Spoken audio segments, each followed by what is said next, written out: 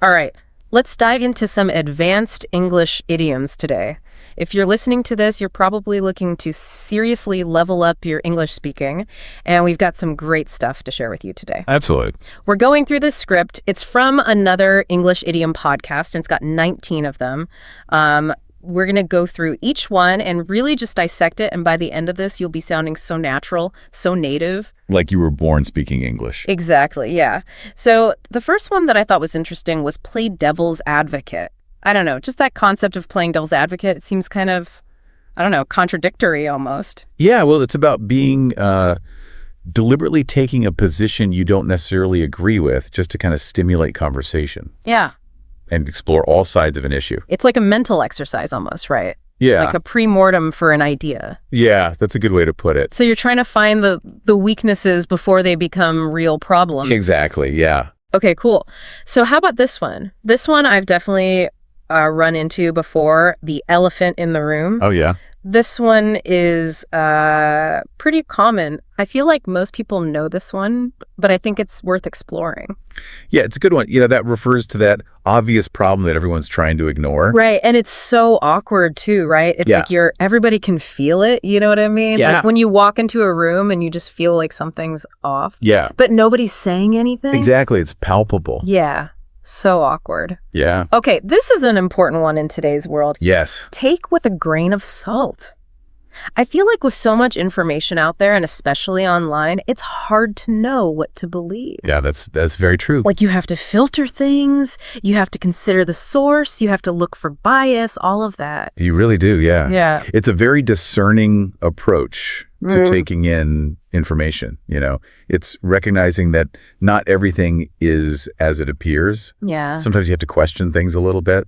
I feel like the rise of sensationalized headlines and clickbait and all of that has made this idiom even more important than ever. Absolutely, yeah, where it's designed to elicit an emotional reaction rather than, present you with the facts and let you come to a conclusion. Right, right.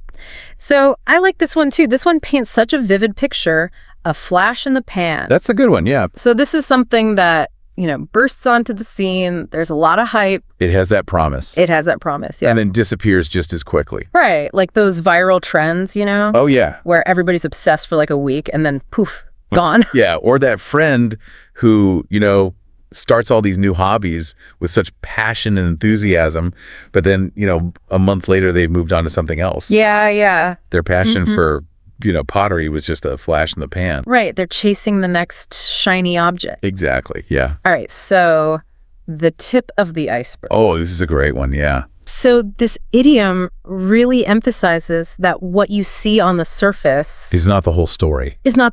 There's so much more going on beneath. Exactly, there's that hidden depth. Right. The complexity that's not immediately apparent. It's like that saying, there's more to this story than meets the eye, right? Exactly. Makes me think of those true crime documentaries where they start with like a seemingly simple case, and then as they kind of unravel these different layers, it just gets more and more intricate. Yeah, the more you peel back, the more you realize how much more there is. Oh, right. Yeah. Wow, this is fascinating stuff. All right, well, I think we need to take a break here. We've already covered some really, really powerful idioms. We have, yeah. But don't worry, we've got plenty more to unpack, so we'll be right back after a quick break to dive even deeper. Sounds good. All right, let's jump back into these advanced English idioms. We've got a lot more to cover. We do. Okay, so how about this one? Cut someone some slack. This is all about being understanding, right? Yeah. Everyone makes mistakes and everyone's going through stuff, so it's about giving people the benefit of the doubt. Yeah, like we don't always know what's going on in somebody's life. Right. So we should try to be understanding and give them a little bit of grace. Exactly. Okay, how about this one? This one sounds a little bit more challenging. It does, yeah. Sink or swim. I feel like this idiom really captures those situations where you're just thrown into the deep end. Yeah, no support, you're on your own. Figure it out. Exactly. And you either rise to the occasion or you sink. Yeah. It's a trial by fire, kind of. It is, yeah. It can be a little harsh, but it can also be a good learning experience. Yeah, like those entrepreneurs who launch their own businesses with no prior experience. Oh, absolutely. Talk about a sink or swim situation. Oh, yeah. They really have to adapt quickly. They have to learn on the fly. Yeah. Develop that resilience, that grit. Yeah. I like this one. A hard pill to swallow. This idiom always makes me think of those moments where you just have to accept a difficult truth. Yeah, and it's not easy. It's not easy. It's a moment of realization, that kind of gut punch where you realize things have changed. You can't ignore it anymore. Yeah. It's like ripping off a Band-Aid. It stings at first, Yeah. but then you can start to heal. Exactly. Yeah. Okay, here's one that I think a lot of people can relate to. Hit the ceiling. Oh yeah, this is a good one. I can especially see this one being used in those high-pressure work environments, like when that big project goes off the rails and everyone's stressed out trying to fix things. Or someone makes a careless mistake Oh, yeah. that costs the company a lot of money. Someone might hit the ceiling. That boss is going to hit the ceiling for sure. Definitely. Yeah. Okay, this idiom evokes a sense of calm for me. It does, yeah. Water under the bridge. I really like the imagery of this one. You know, like those past conflicts or problems, they're just gone. They're irrelevant now. Yeah, let go of the grudges. Focus on the present. Move on. Exactly. Like, hey, we messed up, we argued, but let's not let that define our relationship moving forward. Yeah, exactly. It's in the past now. It's water under the bridge. Yeah. Okay, jump ship. This one sounds a little bit more, I don't know, like you're running away from something. It does, yeah. A little bit avoidant, maybe. Avoidant, yeah. It's about making a quick exit. Like abandoning a sinking ship. Exactly. Sometimes it's necessary. Yeah. Like if you're in a toxic work environment or a relationship that's no longer serving you, sometimes you have to jump ship. Sometimes you got to jump ship. Yeah. Yeah. Okay, keep your cards close to your chest. Ooh, this is a good one. This one sounds like something you'd hear in a spy movie or something. It does. A little bit of mystery. A little bit of mystery, a little bit of strategy. Strategy, definitely. Don't want to reveal your plans too early. Exactly. Got to maintain that element of surprise. Keep them guessing.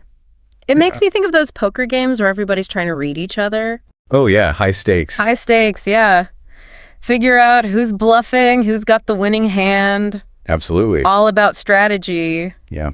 Man, we've covered some really interesting idioms today.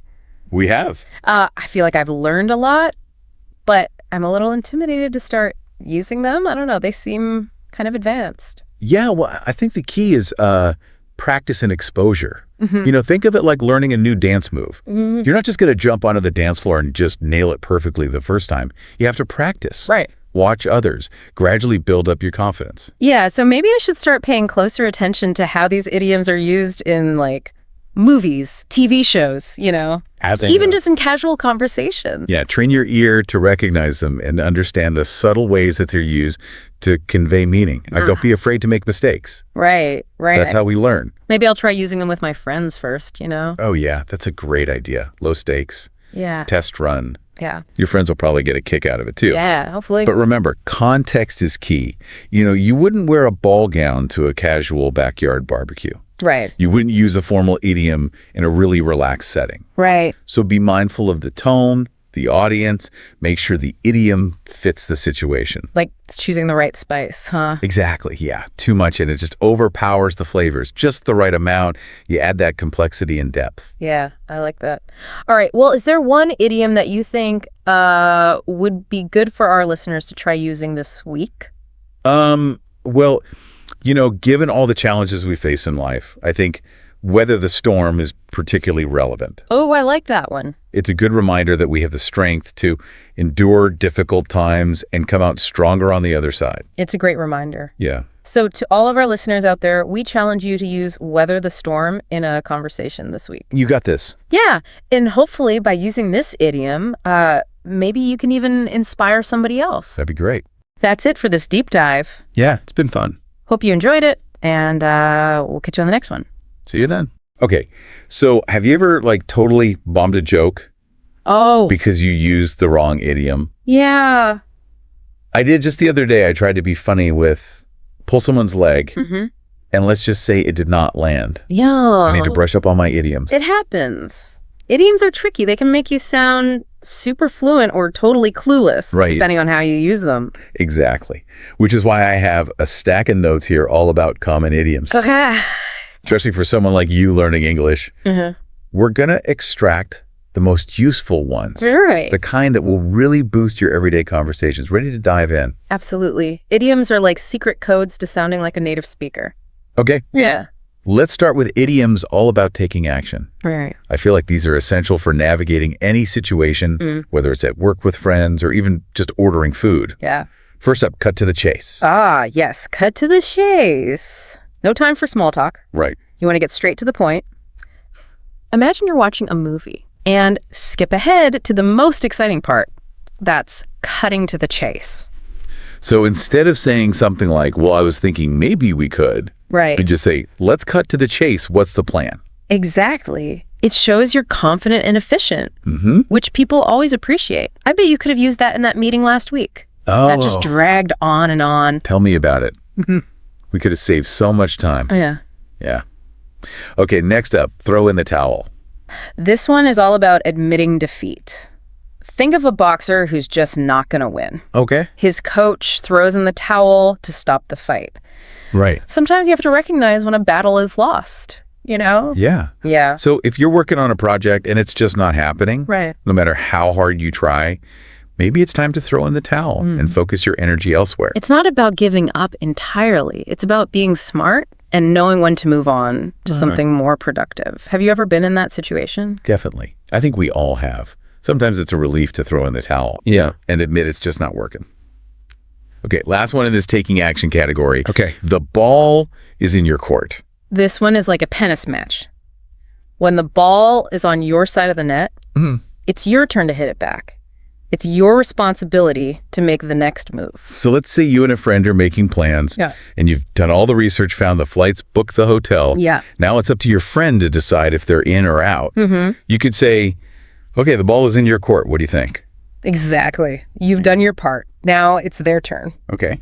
Speaking of taking responsibility, Yeah. our next set of idioms is all about perseverance and attitude, Yeah. starting with face the music. Ooh, that one sounds a little intense. Well, it's about accepting the consequences of your actions, Okay. even if they're not so pleasant. Like if you made a mistake at work and now you have to explain yourself to your boss, Oh, yeah. no escaping it, you have to face the music. So it's like own up to what happened and deal with it, right? No running away, no making excuses. Exactly. It's about taking responsibility and learning from the experience. Mm-hmm. It can be tough, but it's an important part of growth. Yeah. Speaking of bouncing back from tough situations, Okay. the next idiom is keep your chin up. That one seems pretty straightforward, right? Stay positive even when things get tough. Yes, but think about it physically. Keeping your chin up literally means holding your head high.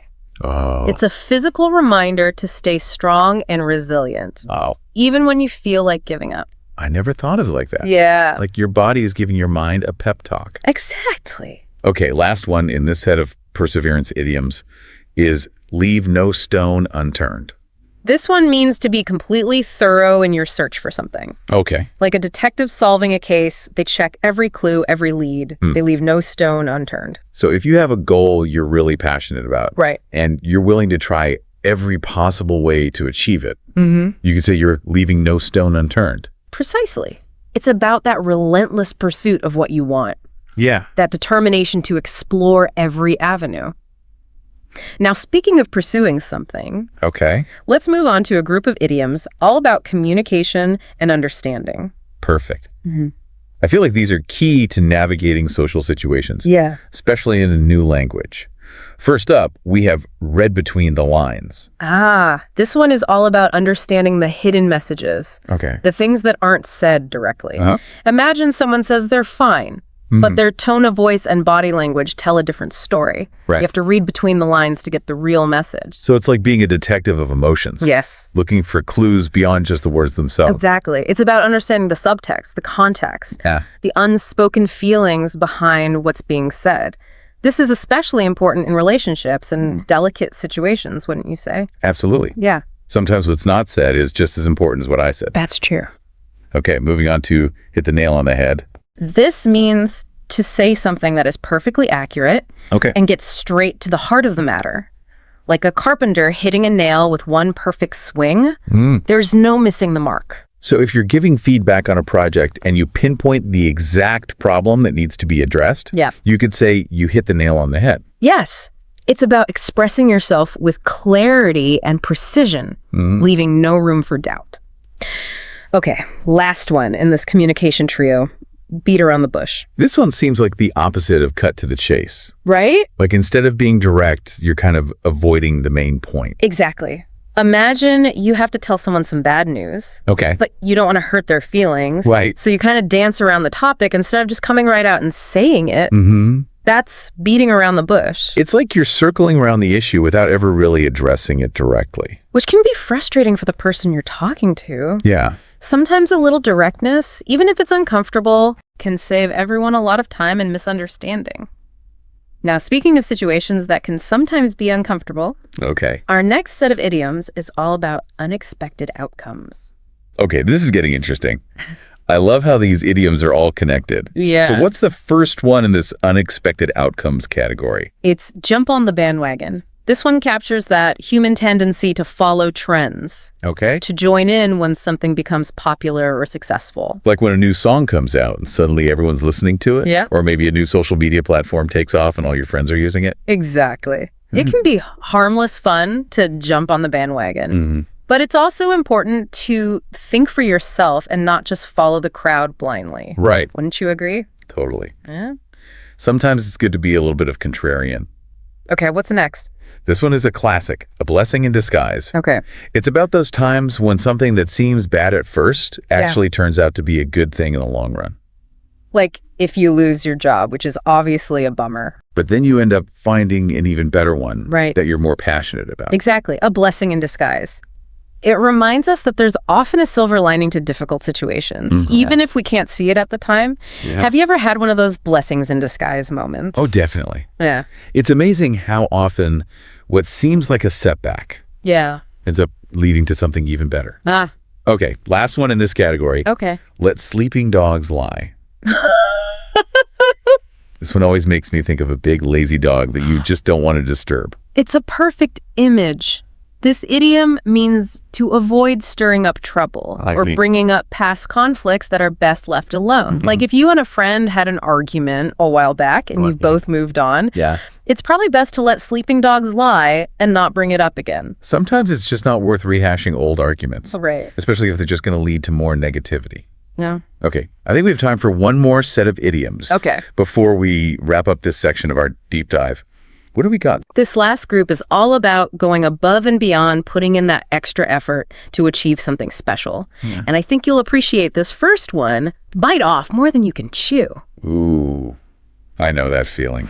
Well, I'm definitely guilty of taking on too much sometimes. It happens to the best of us. It's like taking a huge bite of food and then realizing you can't actually chew it all. Right. You end up feeling overwhelmed and stuck. Yeah. Yeah. So it's about being realistic about your capacity and not overcommitting yourself to things you can't handle. Exactly. It's important to know your limits and set boundaries so you don't end up feeling burnt out and discouraged. Right. Speaking of pushing yourself to the limit, the next idiom is burn the midnight oil. This one makes me think of those late night study sessions. Yeah. Fueled by coffee and the sheer will to finish a project. It's about working late into the night, sacrificing sleep to get something done. Okay. Back in the day, people would literally burn oil lamps to light their workspace when they had to work late. So it's about dedication and that willingness to put in the extra hours, even if it means missing out on some sleep. It's a testament to that drive and determination that often leads to success. Right. Okay, last one in this set, and I think it's a perfect way to wrap up this section on going above and beyond. Right. Go the extra mile. I love this one. Yeah. It's about exceeding expectations, doing more than what's required, Yeah. putting in that extra effort that really makes a difference. Exactly. Think of a marathon runner who, instead of stopping at the finish line, keeps running just a little bit further. Wow. It's that extra effort, that dedication to excellence that sets them apart. Go the extra mile. Yeah. It's a great motto for life in general, don't you think? Absolutely. It's about striving for excellence in everything you do and always looking for ways to exceed expectations. Now, before we move on to the next section, Okay. there's one idiom we wanted to revisit, one that can be a bit tricky Okay. and often leads to misunderstandings. You're talking about pull someone's leg, right? Yeah. I totally fumbled that one earlier. That's the one. It means to playfully tease someone, to joke with them, but it's all about tone and context. If you don't deliver it right, it can easily be misinterpreted. Yeah, I think the person I was talking to thought I was actually trying to trick them, not just being silly. Yeah. What's the secret to using this idiom correctly? Well, first of all, make sure you have a good rapport with the person you're joking with. Okay. You wouldn't want to pull someone's leg if you don't know them well. Right. Or if they're easily offended. Right. You have to read the room and make sure it's appropriate. And then it's all about your delivery. Okay. A playful smile, a wink, a lighthearted tone of voice. These can all help to signal that you're just joking. So it's not just about the words themselves, it's about the whole vibe you're giving off. Right. It's like a secret code that only works if you know the handshake. Exactly. Pull someone's leg is a perfect example of how mastering idioms goes beyond just knowing the definition. You have to understand the cultural nuances and the unspoken rules of communication. Great point. Yeah. Okay, to make sure we've really got a handle on all these awesome idioms, Yeah. let's try putting them into practice. Yeah. I was thinking we could role play a little scenario, All right. like we're having a real conversation. What do you think? I'm game. Let's do it. Okay, here's the scene. Two friends are catching up, and one of them has just quit their job. Okay. I'll be friend A, and you be friend of B. Righty. Ready when you are. All right, here we go. Hey, I heard you quit your job. What happened? Don't leave me hanging. Well, things were rough.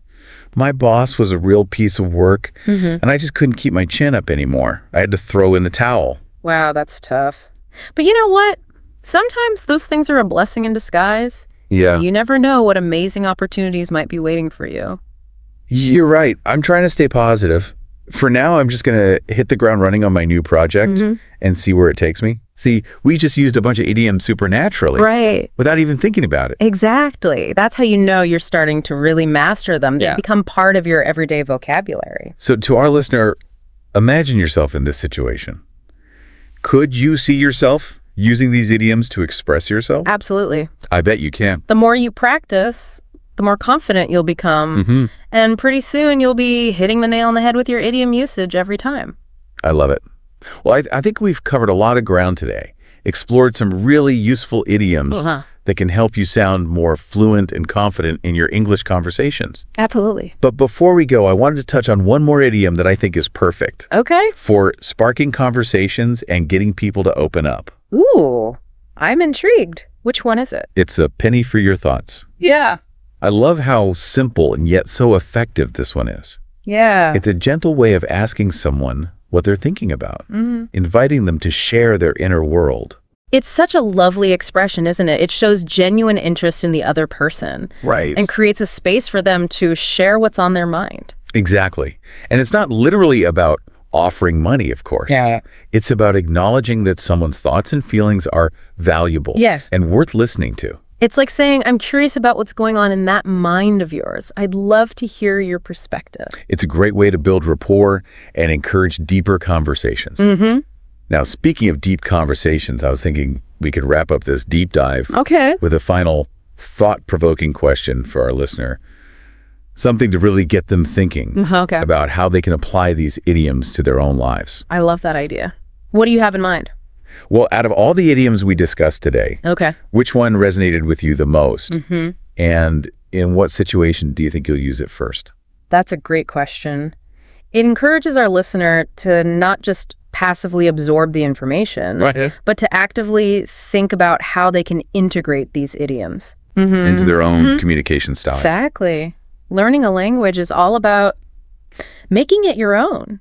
Yeah. Finding those expressions that really speak to you and using them to connect with others. And remember, don't be afraid to experiment, to play with these idioms to make them your own. Right. That's how you truly master a language and make it come alive. Beautifully said. Well, that brings us to the end of our deep dive into essential idioms. Yes. I hope you've enjoyed this journey as much as we have and that you're feeling inspired to go out there and use these idioms to boost your conversational fluency and connect with the world in a whole new way. And as you continue on your language learning adventure, remember to embrace the process. Right. Have fun with it and never stop exploring the richness and beauty of the English language. I think for me, it's a blessing in disguise. It's like such a good reminder that even when things go wrong, something good can come out of it. It's a great one to keep in mind, especially when you're feeling discouraged. It helps you see the possibilities even in challenging situations. Well, I think we really hit the nail on the head. Yeah. With this deep dive into essential idioms. We've explored so many useful phrases, We have. and I feel like you, our listener, are well on your way to mastering them. It's been a pleasure unpacking these idioms with you. They really are the key to unlocking a whole new level of fluency and expressiveness in English. And remember, the best way to learn is just start using them. Yeah.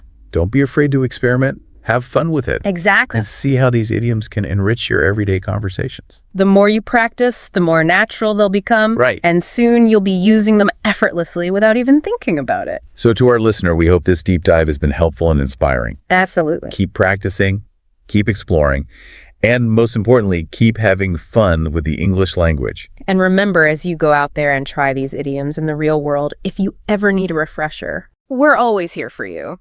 Just dive back into this episode and let those idioms fly. Hey everyone, ready for today's deep dive? We're going to be tackling idioms, and I'm so excited. Yeah, idioms. They can be tough to learn, but They really do add, well, like color and personality to your English, you know? Like it's raining cats and dogs, but obviously there aren't actually any animals falling from the sky. right. And that's what makes idioms so interesting. They go beyond just the literal meaning of the words. They can express feelings and like paint a picture in your mind. Exactly. And once you understand them, using them confidently just makes you sound so much more natural. It's like you've leveled up your English. It really is. So today we're diving into 19 everyday English idioms to help you all sound more like a native speaker. I can't wait to get started. Okay, let's kick things off with a pretty simple idiom. A piece of cake. Now, I do love cake, but I have a feeling this isn't about dessert. You're right. It's not about dessert. It just means that something is super easy to do, like, enjoying a piece of cake. It's a breeze. So, like, that math problem was a piece of cake. Got it. But why cake? Is there a reason we use cake to express that something's easy? Well, it's interesting, right? I mean, cake is like associated with celebrations and good times. It's enjoyable, so it makes sense that we'd use it to represent something pleasant and easy. I guess that makes sense. Okay, next up is break a leg. Now, this one always sounds kind of ominous to me. Are we wishing someone an injury? Haha. No, it's actually a way of wishing someone good luck, like right before a performance or a big event. Oh, okay, good. But why would we use such a negative-sounding phrase? Well, there are a few theories. One is that it comes from theatrical superstitions. Some say that if you bow to the audience after a good show, people might surge forward and you could, like, break a leg. Huh. So it's like tempting fate in a way? Maybe. But it's always meant to be encouraging, not a real threat. Okay, so break a leg for good luck. I'm starting to see how idioms can add so much depth to our language. They do. They're packed with cultural references and history, and sometimes a bit of humor, too. Right. All right, on to the next one. Under the weather. This one always sounds a bit vague to me. Does it literally mean being caught in a storm?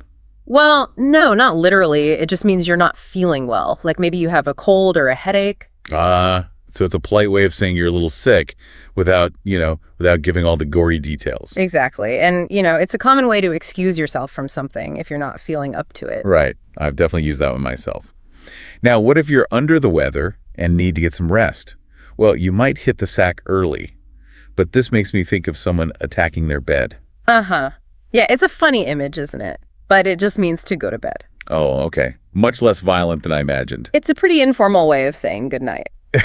Got it. Yeah. So let's say you had a long day, you're feeling a little under the weather, and you're ready to hit the sack. But first, you might call it a day. Does that mean, like, giving the day a name? No, not quite. Call it a day means to stop working on something, to wrap things up.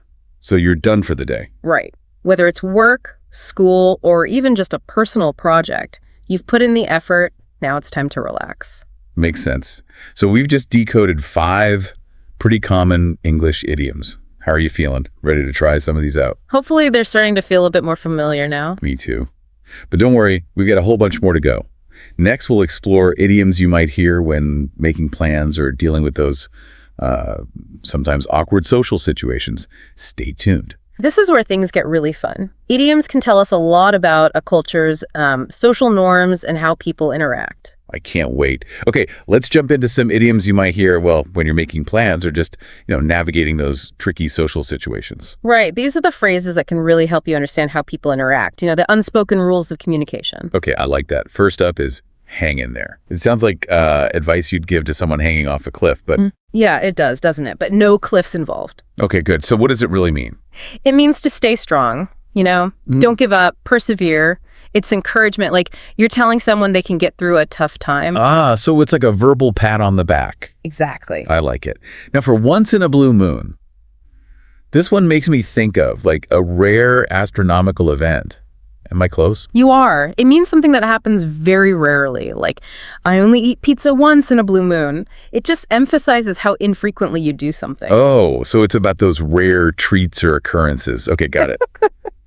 Okay, this next one sounds a bit, juicy. Spill the beans. Does this involve any actual beans? Haha, no, unless we're talking about top secret recipes or something. Spill the beans means to reveal a secret. Okay, so it's like letting information slip out. Exactly, sometimes unintentionally, yeah. So like, oops, I wasn't supposed to say that. Which brings us to let the cat out of the bag, which also seems to be about secrets. Yeah, it is. It means the same thing. You've accidentally revealed a secret. It's just another way of saying, spill the beans. So 2 ways to say the same thing. I'll try not to get them mixed up. Now, this one sounds kind of dramatic. Cost an arm and a leg? Are we like talking about pirate negotiations here? No pirates. It just means that something is really, really expensive. Oh, so it's a way of expressing like shock at a high price. Like, that car costs an arm and a leg. Right, a much more colorful way of saying that something's too expensive. I like it. Okay, I'm feeling more confident about navigating these social situations with these idioms. But what about like those phrases we use in everyday conversations? The ones that just kind of pop up all the time. Yeah, those are the idioms that you really start using without even thinking about it. Like second nature, they're everywhere. Okay, let's hit the books and explore those. Does this one mean to actually throw books around? Only if you're really frustrated with your studies. Okay, good. So what does it really mean? It just means to study, to focus on your schoolwork. A more exciting way to say study, I guess. Okay, now for a pretty simple one, take it easy. Is it really as straightforward as it sounds? Pretty much. It means to relax, don't get stressed. It's like, chill out, don't take things too seriously. Good advice. Okay, next. The ball is in your court. Are we playing tennis now? Sort of. It means it's your turn to make a decision or take action. You have the responsibility to move things forward. So if someone says the ball is in your court, they're waiting for me to respond. Exactly. They've done their part. Now it's up to you. Okay, I get it. Now for one that doesn't sound too pleasant, bite the bullet. Yeah, not the most pleasant image. So what does it mean? It means to do something difficult or unpleasant that you've been avoiding, like facing a challenge head on. Oh, so like just do it, even if you don't want to. Okay, I can handle that. And last one for this section, feeling blue. Is this like a fashion choice? No. It means feeling sad or depressed. Okay, so it's a way of expressing sadness. Exactly, like I'm feeling a bit blue today. All right, we've covered a lot of ground here with these everyday idioms. I'm starting to feel like I could actually use these without sounding like a total weirdo. That's the goal. The more you use them, the more natural they'll become. You're right. Okay, are you ready for the final challenge? Absolutely. Let's explore some idioms that are perfect for, ending a conversation smoothly. Those graceful exits can be tricky sometimes. They can, but a well-placed idiom can definitely help. Okay, so graceful exits. I'm ready to master the art of saying goodbye smoothly. It is an art, isn't it? Let's see if these idioms can help. Perfect. Okay, how about this one? Pull someone's leg. Sounds a bit mischievous, right? Yeah, it does.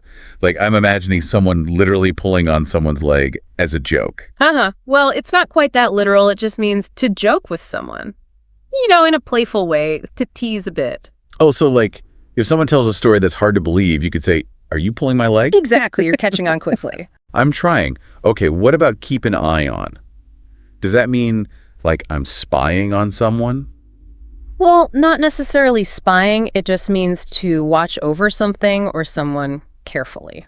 So it could be literal, like can you keep an eye on my stuff? Right. Or more figurative. Right. Like keep an eye on that situation. It just means to pay attention. Okay, got it.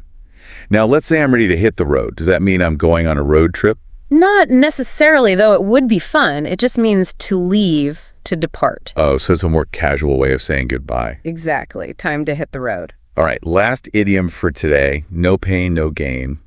I feel like this one's about, like, working out, pushing yourself at the gym. You're right. It often is used in that context. But it really means that, to achieve something, you have to put in the effort. There's going to be some struggle involved. So it's not just physical pain. It can be any kind of challenge. Right. If you want to reach your goals, sometimes you have to push through some discomfort. I like that. It's motivating. Well, we've learned a lot today. 19 idioms in total, right? That's right. A whole arsenal of new expressions. I have to say, I feel a lot more confident about using these in my own conversations. That's fantastic. That's what we wanted to achieve. Language is about expressing yourself and connecting with others. Absolutely. And idioms can really help with that. They really can. What did you find most interesting about today's deep dive? I think what really stood out to me is how much history and culture are packed into these seemingly simple phrases. That's so true. They're like little windows into how people think and communicate. Exactly. And using them correctly can make you sound more natural and fluent. Definitely. So keep practicing, keep exploring, and have fun with these idioms. I will. Thanks for joining me on this deep dive. It was my pleasure. That's all for today, everyone. Thanks for listening. All right, listeners, so you're ready to kind of ditch that textbook English and really start sounding like a natural, right? We get it. You're so over... Hello, how are you? It's time to level up. Yeah, it's time to level up. Right. Dive into the kind of phrases that native speakers actually use. The ones that add color and personality to their conversations. That's right. We're going way beyond basic vocabulary here. Yeah. This is about understanding those subtle nuances of everyday English. Yes. And how to use them to express yourself more effectively. And luckily for us, you've shared some really cool source material. Yes. A script from an advanced English learning podcast. That's right. But instead of just listing out the phrases, we're going to unpack what makes them advanced and how they reveal some really interesting things about the way English speakers think. Exactly. It's like taking a peek behind the curtain of everyday language. I love that. Okay, so let's jump right in. Okay. We'll start by imagining you're waking up, maybe feeling a little groggy. And instead of just saying, I need coffee, you drop, I could really use a coffee. What's the difference here? Well, on the surface, they seem similar, but I could really use a coffee adds this layer of urgency, almost desperation. Right. Without being overly dramatic. Yes. It's like saying, this coffee isn't just a want, it's a need. Right. It's like you're subtly hinting that if you don't get that caffeine fix soon, you might just short circuit. Right. But in a funny way, of course. Exactly. Exactly. And then there's the classic, I'm running on fumes. Now that's a phrase that really paints a picture. It does. Yeah. It makes me think of like a beat up old car sputtering down the road about to conk out. That's it. That's exactly it. Right. It's funny because it taps into this kind of shared cultural understanding of cars and, their limitations, but it also subtly highlights that feeling of being totally depleted, like you've used up all your energy reserves. Absolutely. Okay, so you've had your coffee and maybe stumbled through a few emails. Now imagine you're at work or school and someone wants to schedule a meeting. Instead of just saying, let's talk later, you hit them with, let's touch base later. Now, this is one of my favorites because it sounds so professional yet casual at the same time. It is. And it's a great example of how advanced English speakers often use indirect language, especially in professional settings. Oh, yes. Let's touch base later is less formal than scheduling a specific meeting, but it still shows that you're interested in connecting. Right. It's like saying, I'm open to talking, but let's keep it flexible for now. And that flexibility is key. It allows you to manage your time and your workload without committing to anything concrete just yet. So it's a great way to sound approachable while still maintaining control of your schedule. I like it. It's a subtle power move, for sure. Now, another phrase from the work section that caught my eye was, I'll pencil it in. There's something about this phrase that just feels so non-committal. Totally. It makes me think of those old appointment books where you could just easily erase something if plans changed. That's a great analogy. Yeah. And that's exactly what this phrase conveys.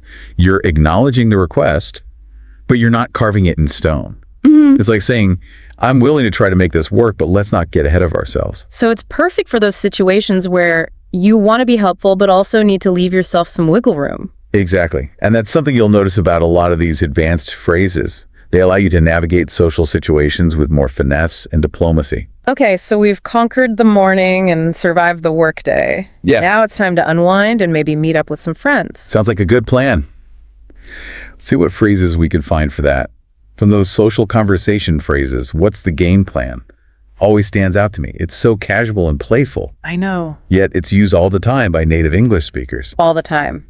And it's funny how it borrows from the world of sports, even when you're just talking about, what to do that evening. It's definitely more dynamic than just saying, what's the plan? Right. It suggests this sense of strategy and excitement, like you're embarking on a fun adventure together. And it really highlights how English speakers often use these metaphors from different domains. Yes. To add color and energy to their language. And then there's I'm on the fence. I love this one because it uses such a vivid image to express indecision. It's a great example of how a simple metaphor can really add depth and complexity to a statement. Right. Instead of just saying, I don't know. Right. You're conveying this sense of internal struggle, like you're weighing the options carefully. It's like you're saying, I see both sides, and I'm stuck in the middle trying to make a decision. Exactly. And that visual imagery makes it more engaging for the listener, Instead of just hearing you state your indecision, they can actually picture you teetering on that fence. Okay, so let's say you've made a decision. You're hanging out with friends, but you're starting to feel a bit tired. Okay. This is where a phrase like, let's wind down, comes in handy. Oh, I love how gentle this phrase sounds. It suggests a gradual transition from, a state of activity to a more relaxed mode. It's like slowly turning down the volume on the day. And it reflects this cultural value of taking time to de-stress, to unwind after a busy day. Yes. It's not about abruptly stopping everything, but easing into a state of rest and rejuvenation. It's almost like acknowledging that you need time to recharge your batteries before you can fully switch off. Now I'm running out of steam. From that same section that you shared, that one really resonates with me. It perfectly captures that feeling of having depleted your energy reserves. It does, doesn't it? It's like admitting that you've hit a wall and you need to slow down. Sometimes I feel like we could all benefit from embracing this phrase more. It's a way to acknowledge our limits and prioritize self-care. Absolutely. It's a reminder that it's okay to step back and take a break when you need it. And it's a great phrase to use with colleagues or friends when you need to signal that it's time to wrap things up. Speaking of wrapping things up, let's call it a night is a classic way to signal that the day is done. It is. And it's often used in a communal setting. Yes. Implying a shared decision to, end the activity and head home. There's a sense of camaraderie in it. I agree. Like you're all in this together. It's like saying, okay, team, we've had a good run, but it's time to hit the reset button and recharge for tomorrow. Exactly. Yeah. And there's often a sense of satisfaction implied, like you've accomplished what you set out to do. Yes. And now it's time to relax and enjoy the rest of the evening. Going through these phrases, it strikes me how much they reveal about our daily routines and social interactions. It's true. They're not just about conveying information. They're about navigating social situations smoothly. Right. And building connections with others. And they often tap into shared cultural values and understandings. Now, before we move on, there were a couple more phrases from the work and productivity section that I thought were really interesting. Oh, do tell. Which ones caught your eye? Well, one that really stood out was, let's put this on the back burner. I love how it allows you to prioritize without completely dismissing something. It's a brilliant way to acknowledge a task's importance while also deferring it to a later time. It's like saying, we see you task, but you're not the main course right now. We'll get to you eventually. And it's much gentler than just saying, no, we're not doing that right now. Exactly. It maintains a sense of collaboration and keeps the lines of communication open. Now, another phrase from that section that I find quite interesting is, that's a no-brainer. I know, it's so satisfying to say, like you're stating the obvious in a confident and even slightly playful way. It is. Yeah. And it often implies that the decision is so clear-cut that it requires no real thought. It's like saying, come on, this is easy. Even a child could figure this out. So I imagine there are times when using it might come across as a bit arrogant, right? That's a good point. You definitely want to be mindful of the context in your relationship with the person you're speaking to. But used appropriately, it can be a great way to express certainty and conviction. Okay, so back burner for things we can postpone and no-brainer for the obvious choices. What else do we have from that section? Yes. I need to wrap my head around this is another one that highlights a common experience. Yes. Grappling with a complex concept. It's so relatable. It's like you're saying, give me a minute to process this information. My brain is doing somersaults trying to make sense of it all. Exactly. And it's a great way to buy yourself some time and mental space to think things through. Now, finally, from the work and productivity section, we have, let's call it a wrap. This one feels very decisive. It does. Like you're drawing a clear line in the sand and saying, we're done here, time to move on. It does. And it often comes with a sense of accomplishment, a shared feeling of we did it. It's a great way to boost morale and celebrate teamwork. It's like a verbal high five. Okay, so we've covered some great phrases for wrapping up the workday. We have. But I'm curious, what are some phrases that can help us navigate those evening hours, especially when energy levels start to dip? Right. And one that comes to mind is I'm running out of steam. It's a great way to express that feeling of depletion, like you've hit a wall and you need to recharge. Oh, it's so relatable. It's like saying, my battery's about to die, but in a more human, less robotic way. Exactly. And it often implies a need for rest and rejuvenation. It's a signal to yourself and others that it's time to slow down and prioritize self-care. It's like a gentle reminder that even the most energetic people need time to refuel, you know?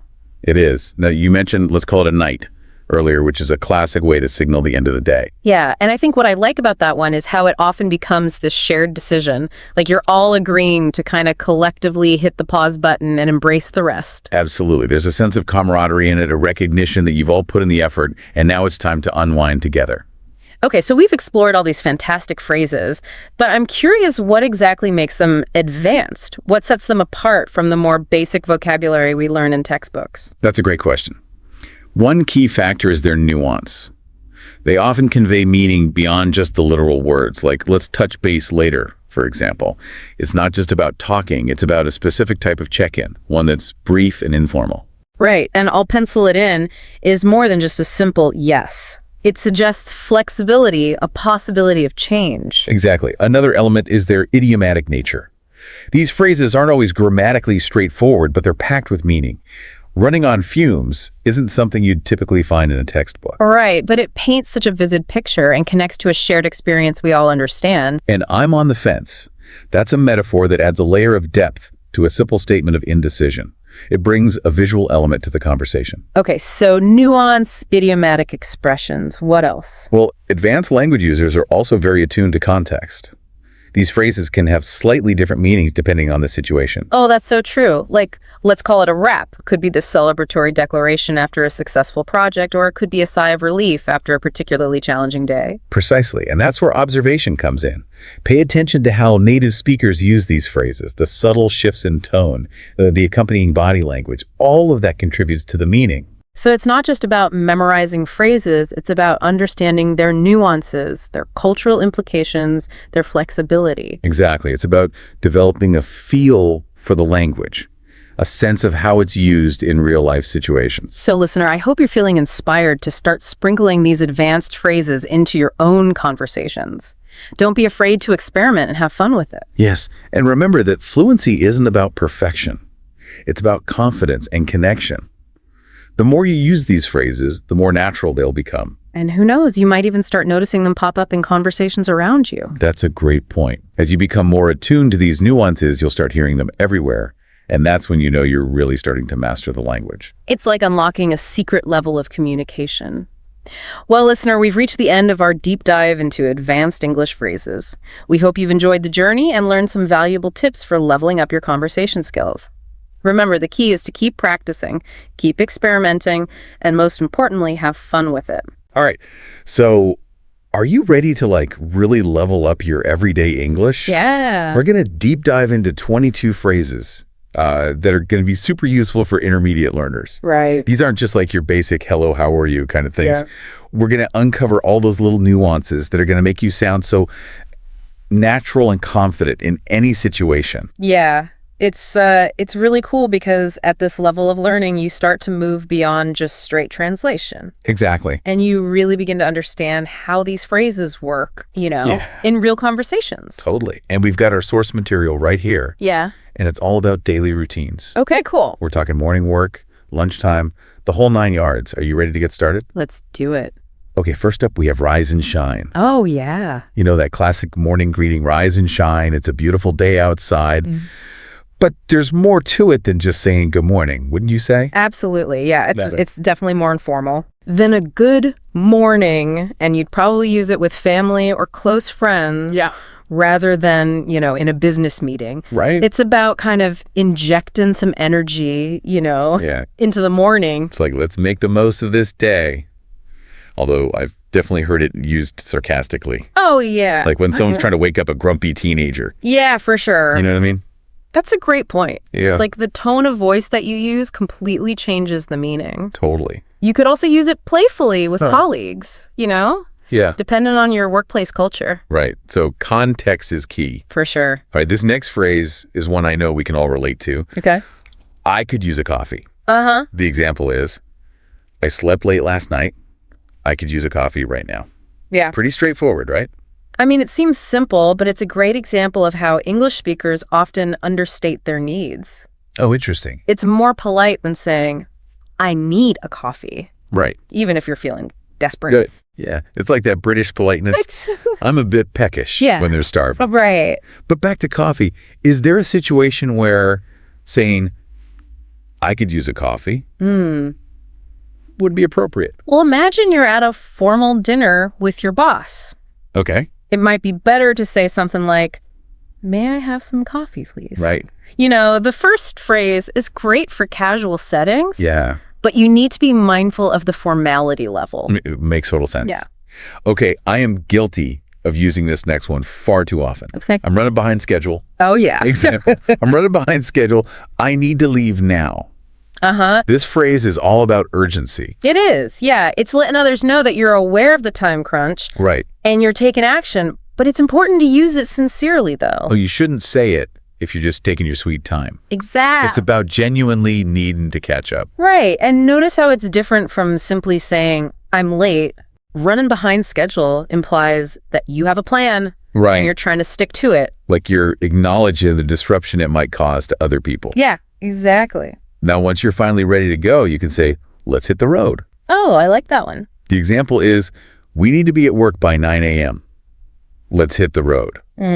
I love this one. It's so energetic. It's a great example of an idiom. Yes. You're not literally hitting the road, Right. but you're using this vivid image to convey the idea of getting going. Yeah. English is full of these figurative expressions. Yeah. Idioms can be tricky for language learners, but they really do add color to your speech. Yeah, I think they show that you're not just translating word for word, Right. but you're starting to think in English, Exactly. which is huge.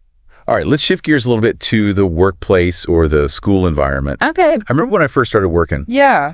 I was always so nervous about using the right level of formality. Oh, yeah. So this next phrase is, what's on the agenda today? The example is, what's on the agenda today? Got it. Pretty simple, but Yeah, this phrase is perfect for demonstrating that you're organized and proactive. It shows that you're ready to tackle the day's tasks and that you're interested in what's planned. right. It's a good way to start a meeting or a class. Yeah, it's more engaging than just asking, what are we doing today? Exactly. Yeah. It shows that you're taking it seriously. Right. And when you get assigned a task, you can confidently say, Okay. I'll get right on it. Yeah. The example given is, I'll get right on it. Love it. So enthusiastic. This phrase is all about conveying reliability and willingness to take ownership. Right. It reassures the person who gave you the task that you're going to prioritize it and start working on it immediately. It's like saying, I got this, no problem. Yeah. But what if you're already overloaded with work? Right. That's where this next phrase comes in. Okay. I'm swamped with work. Uh-huh. Their example is, I'm swamped with work. Again, super enthusiastic. This one is definitely more informal, Okay. but it's very effective at communicating that you have a heady workload. Yeah. It can be useful for setting boundaries or asking for help Right. if you need it. It's more impactful than just saying, I'm busy. Way more. Because it paints a picture. Yeah, you're not just busy, you're drowning in work. Exactly. Yeah, and sometimes that visual image is what you need That's it. to get your point across. For sure. Now, as the workday or school day comes to a close, Okay. you might be ready to pack things up and say, Yeah. I need to wrap things up. The example is, I need to wrap things up. This is a great way to signal to others that you're nearing the end of your current tasks Yeah. and preparing to transition to something else. Right. It's polite and professional, Yeah. and it avoids any awkwardness of just suddenly packing up and leaving. Absolutely. And if you're looking for a slightly more informal way to suggest a break, Correct. you could say, let's take a breather. The example given is, let's take a breather. This is perfect for suggesting a short break to your colleagues or your classmates. Yeah. It's a way to encourage everyone to step away Yeah. from their work for a few minutes and come back refreshed. Right. I like how it's phrased as a suggestion, not a demand. It's about creating a collaborative Yeah. and supportive environment. For sure. All right. Are you ready to move on to lunchtime and social interactions? Absolutely. That's where things get a bit more relaxed and personal. Yeah, I like it. Me too. Let's do it. Okay.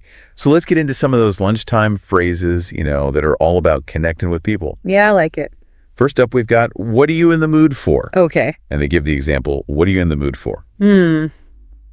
Such a versatile phrase. It is. You can use it when deciding where to eat, Yeah. what to cook, Totally. or even what movie to watch. Oh, yeah. It shows that you're considerate of the other person's preferences. It's like saying, I want you to enjoy this too. Exactly. And if you're suggesting grabbing a meal together, you can say, let's grab a bite. Okay. Example, let's grab a bite. Yeah, this is a casual and friendly way to propose getting food. It can be a quick snack or a full meal, depending on the context. Right. It's important to note, though, that it's more common in American English. Oh, that's interesting. Would you say it's too informal for British English? Not necessarily, Okay. but you might hear something like, let's get some grub, Oh, yeah. or fancy a bite to eat. Okay. Instead, it's fascinating how these subtle variations exist Yeah. within the same language. It's all about those regional differences. Right. Now, after a delicious meal, you can express your satisfaction with this next phrase, Okay. that hit the spot. I love that one. The example is that hit the spot. This phrase conveys a sense of contentment and satisfaction, Right. as if, your hunger has been perfectly satisfied. Yeah. It's informal, but it can be used in a variety of settings. It's like saying, that was exactly what I needed. Right. It's so much more expressive than just saying, that was good. For sure.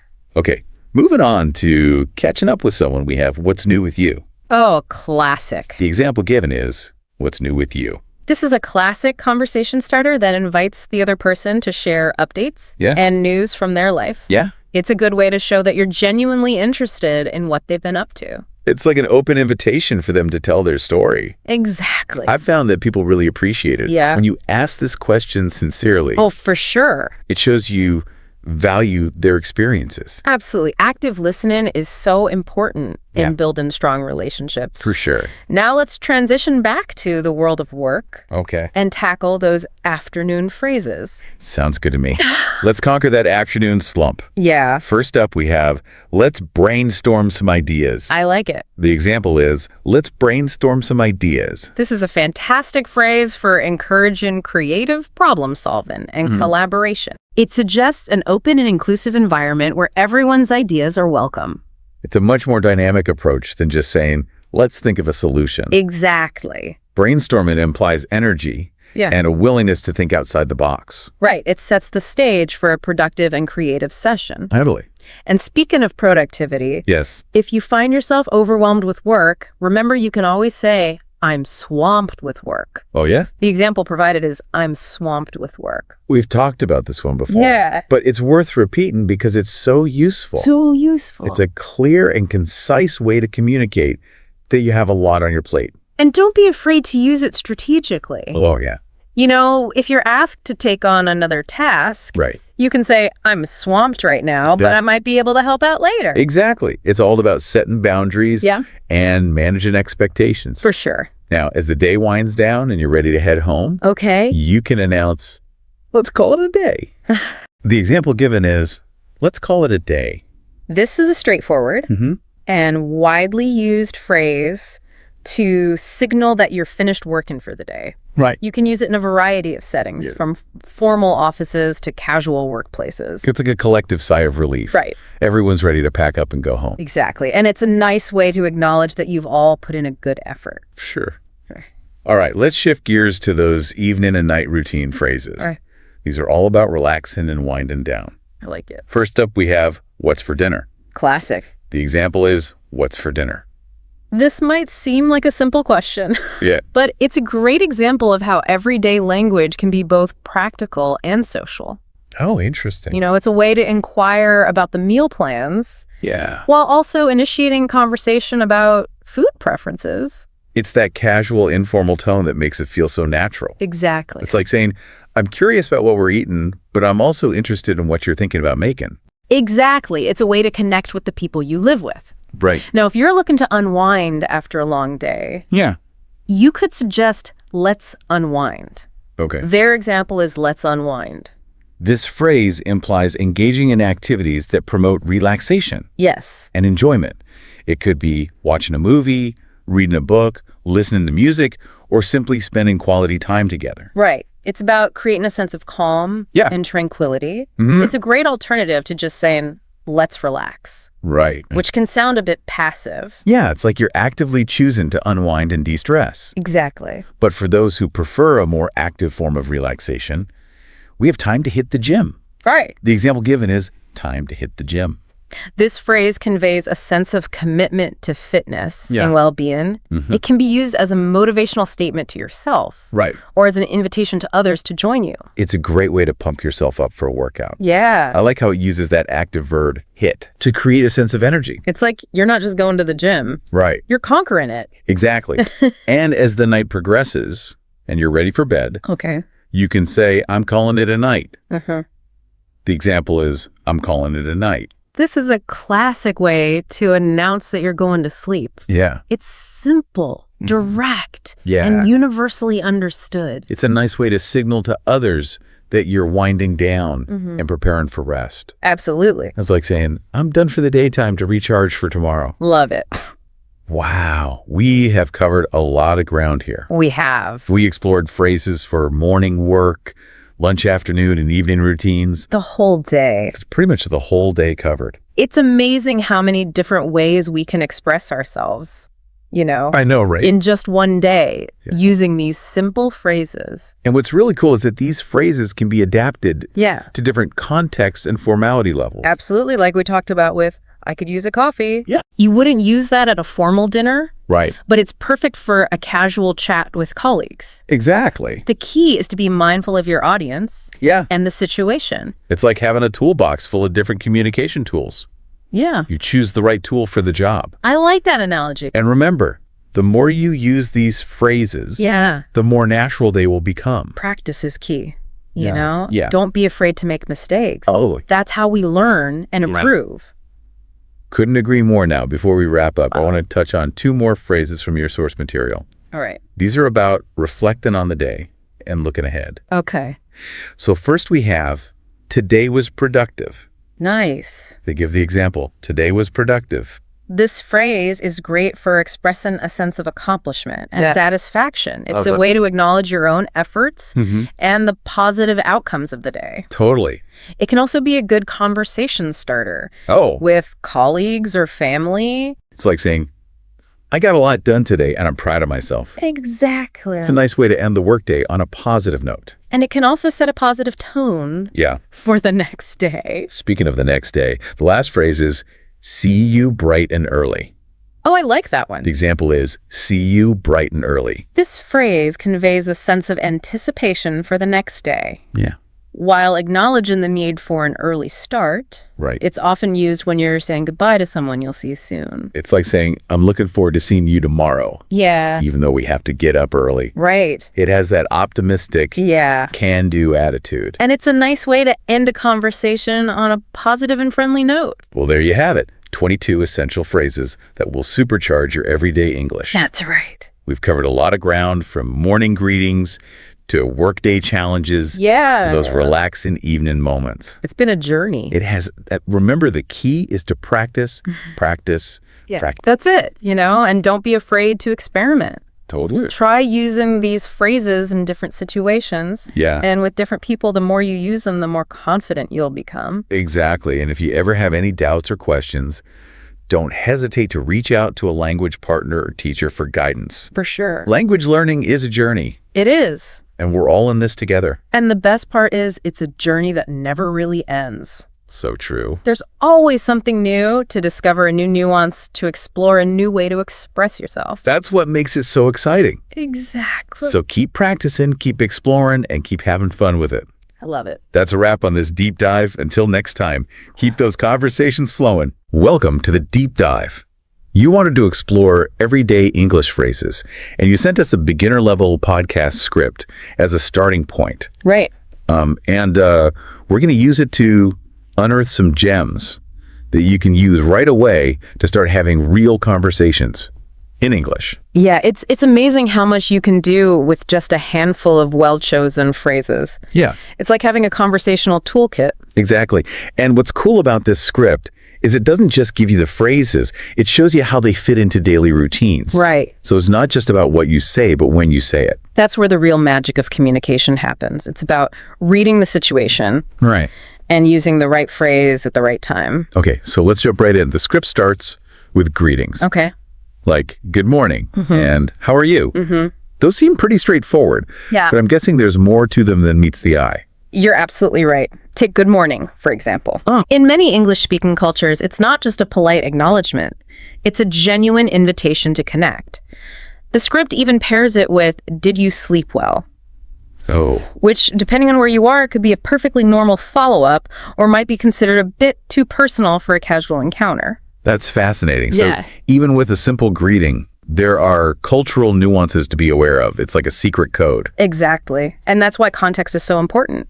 The way you use these phrases can change depending on who you're talking to, where you are, even the time of day. Okay, I'm starting to see how even basic phrases can have hidden depths. What about how are you? Is there more to that than just being polite? There certainly is. While it can be a simple pleasantry, it can also be a genuine inquiry about someone's well-being. Yeah, And the way you respond can signal how open you are to further conversation. okay. A quick, I'm fine, thanks, might signal you want to keep things brief, while a more detailed response invites further interaction. So it's all about reading the signals and responding accordingly, like a conversational dance. Exactly. And this script gives us a great example of a response that keeps the conversation flowing. Okay. I'm doing great, thanks. And you? Yeah. Notice how it not only answers the question, but also turns it back to the other person, encouraging them to share as well. It's like a conversational volley. I like that. It keeps the energy up. Right. So we've covered greetings, which are more complex than they first appear. What's next on our conversational adventure? Well, the script takes us right into a classic scenario, mealtime. And the first phrase we encounter is, what's for breakfast? Now, this might seem like a simple question, but it actually opens up a whole world of possibilities. Okay, I'm intrigued. How can a question about breakfast be so powerful? Think about it. Food is a universal topic. Yeah. It's something everyone can relate to. Talking about food allows you to connect with people on a personal level, share cultural experiences, and even learn new things. That's so true. I love trying new foods and hearing about other people's culinary traditions. It's a great way to break the ice and get to know someone. Exactly. And the script doesn't just stop at breakfast. It goes on to include phrases like, can you pass the salt, please? Oh, yeah. Which, while seemingly simple, are essential for navigating mealtime etiquette. You know, it's funny you mention that. I once had an awkward experience where I forgot to say please when asking for something at the dinner table. Let me tell you, those two little letters make a big difference in how your request comes across. They certainly do. Politeness goes a long way in any language. And using phrases like please and thank you shows respect and consideration. It's like adding a little social lubricant to your interactions. I love that analogy. It's so true.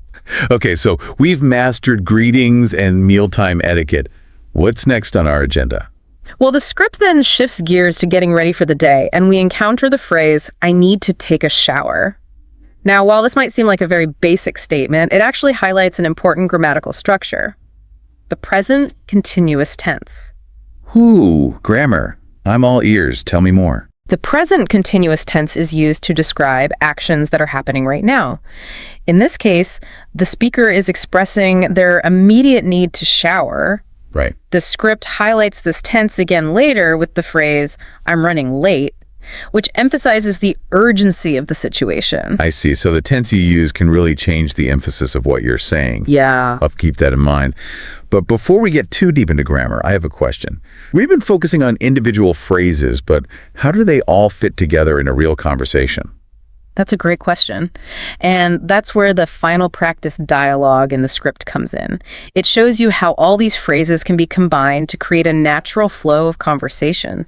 It's like watching a master chef put together a delicious meal using all the right ingredients in the right order. Okay, that's a fantastic way to put it.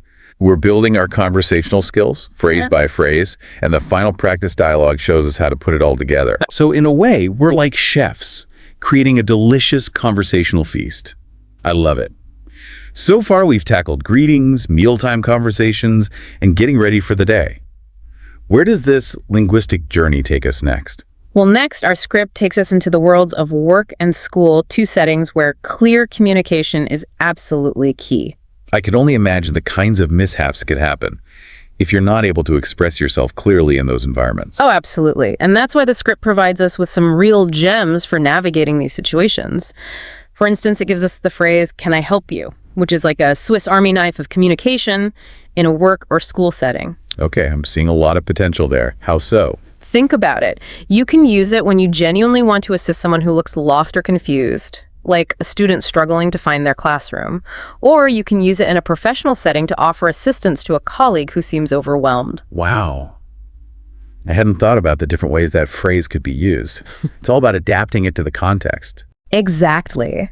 And just as important as offering help is knowing when to ask for it. The script gives us the phrase, "I need a break." It seems straightforward, but it's so important to be able to communicate your needs, especially in demanding environments. I think a lot of people, especially those new to a language, might feel hesitant to express their needs so directly. It's like they don't want to seem demanding or incapable. That's a really important point. Cultural backgrounds can play a huge role in how comfortable people are with expressing their needs. But being able to say, "I need a break" or "I need help" is essential for self-care and setting boundaries. Absolutely. It's about advocating for yourself. Yeah. And hopefully the people around you will respond with understanding and support. Speaking of needs, the script then brings up another important one. What time is lunch? Yes. The question that keeps us all going, but it's more than just a way to satisfy our hunger. Right. It's also a way to inquire about schedules and routines in a polite and indirect way. So instead of directly asking someone about their schedule, you can use a question like, "What time is lunch?" to subtly gather information. It's like conversational detective work. Precisely.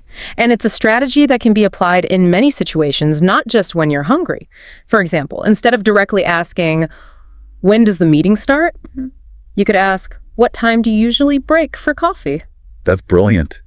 I'm starting to see how these seemingly simple phrases can be used in really strategic ways. It's like a whole new level of communication. So we've covered offering help, asking for help, and even subtly gathering information. Where does the script take us next? Well, after a long day of work or school, the script guides us into the evening with the suggestion, "Let's watch a movie." Finally, some relaxation. But I bet there's more to this than just picking a film, right? You know me too well. On the surface, it's a simple invitation to relax and enjoy some entertainment. Right. But it also reflects how we use language to build relationships and create shared experiences. It's like a bonding ritual, gathering with friends or family, dimming the lights and getting lost in a story together. It creates a sense of connection. Exactly. And notice how the script pairs this invitation with another classic, "What's for dinner?" Oh, yeah. It highlights how food continues to play a central role in our daily interactions, even beyond meal times. Food really is a universal language, isn't it? It brings people together and sparks conversations. I remember when I first started learning English, one of the first things I wanted to be able to do was order food at a restaurant. It felt like a real accomplishment. That's a great example of how mastering even basic phrases can give you a sense of confidence and independence in a new language. It allows you to participate in everyday activities and connect with people on a more meaningful level. So true. Small victories lead to bigger ones. But even with all the excitement of movies and dinner, eventually exhaustion sets in. And the script acknowledges this with the phrase, "I'm so tired." Ah, yes. The universal sigh of relief at the end of a long day. But even this simple statement holds a deeper meaning. It reflects our shared human experience of fatigue and the need for rest. It's like an unspoken understanding that we all go through these cycles of activity and rest. And being able to express that feeling of tiredness in any language is a way of connecting with others on a very primal level. Absolutely. And it often serves as a signal that it's time to wind down and prepare for sleep. The script then gives us time to go to bed, which is more than just a statement. Oh, yeah. It's a reminder to prioritize our well-being and recharge for the day ahead. It's like a gentle nudge towards self-care, which I think we all need sometimes, especially in today's fast-paced world. Couldn't agree more. And as we drift off to sleep, the script leaves us with a heartwarming sentiment. Sweet dreams. Oh, I love that. It's such a simple phrase, but it carries so much warmth and affection. It's a reminder that even in our sleep, we're connected to the people we care about. It's a beautiful way to end the day, wouldn't you say? Absolutely. So far, we've explored a full day's worth of phrases, from greetings to bedtime rituals. What else does this script have in store for us as we wrap up our deep dive? Well, the script starts the final section on a really positive note with, "Today was a good day." I like that. It's like a little celebration of all the small wins and positive moments that make up a day. Exactly. It encourages us to practice gratitude and focus on the good, which can be really powerful, especially when learning a new language. It's easy to get caught up in mistakes and frustrations, but taking a moment to acknowledge the progress you've made can be really motivating. Yeah, it's like giving yourself a little pat on the back for all the effort you're putting in. And it sets a nice tone for the next phrase. See you tomorrow. Ah, yes, the classic farewell. It might seem simple, but it actually reinforces the idea of connection and continuity. It signals that while our conversation is ending for now, we anticipate future interactions. Yeah, it's like saying, this isn't goodbye, it's just see you later. It keeps the door open for future conversations and collaborations. Precisely. And to make sure those future interactions happen on time, the script gives us a crucial reminder. Don't forget to set your alarm. Huh. Spoken like someone who's definitely experienced the panic of oversleeping. Oh, I'll admit, I've had my fair share of close calls. But this phrase is more than just a practical reminder. It also highlights the importance of taking responsibility for our own schedules and commitments. It's like saying, I'm reliable, I'm organized, I've got this. Which is a great message to send in any language. Absolutely. And it ties back to the idea of self-advocacy that we discussed earlier. Being able to manage your time and communicate your needs effectively are essential skills, both in language learning and in life. So true. It's all connected. You know, looking back at this whole script, I'm really impressed by how it weaves together so many seemingly simple phrases into a cohesive narrative. Me too. The final practice dialogue really brings it all together. It's one thing to learn individual phrases, but it's quite another to see how they can be combined into a natural-sounding conversation. It's like we've been given all the ingredients, and now we can start experimenting and creating our own conversational dishes. Exactly. And the beauty of it is that you can take these basic phrases and adapt them to fit your own personality and style. You can add humor, express your unique perspectives, and really make the language your own. So, to wrap things up, we've gone on quite a journey with this beginner-level podcast script. We've explored how seemingly simple phrases can hold hidden depths, reflect cultural nuances, and be used strategically in different situations. We've seen how these phrases can be used to build relationships, express needs, navigate daily routines, and even celebrate small victories.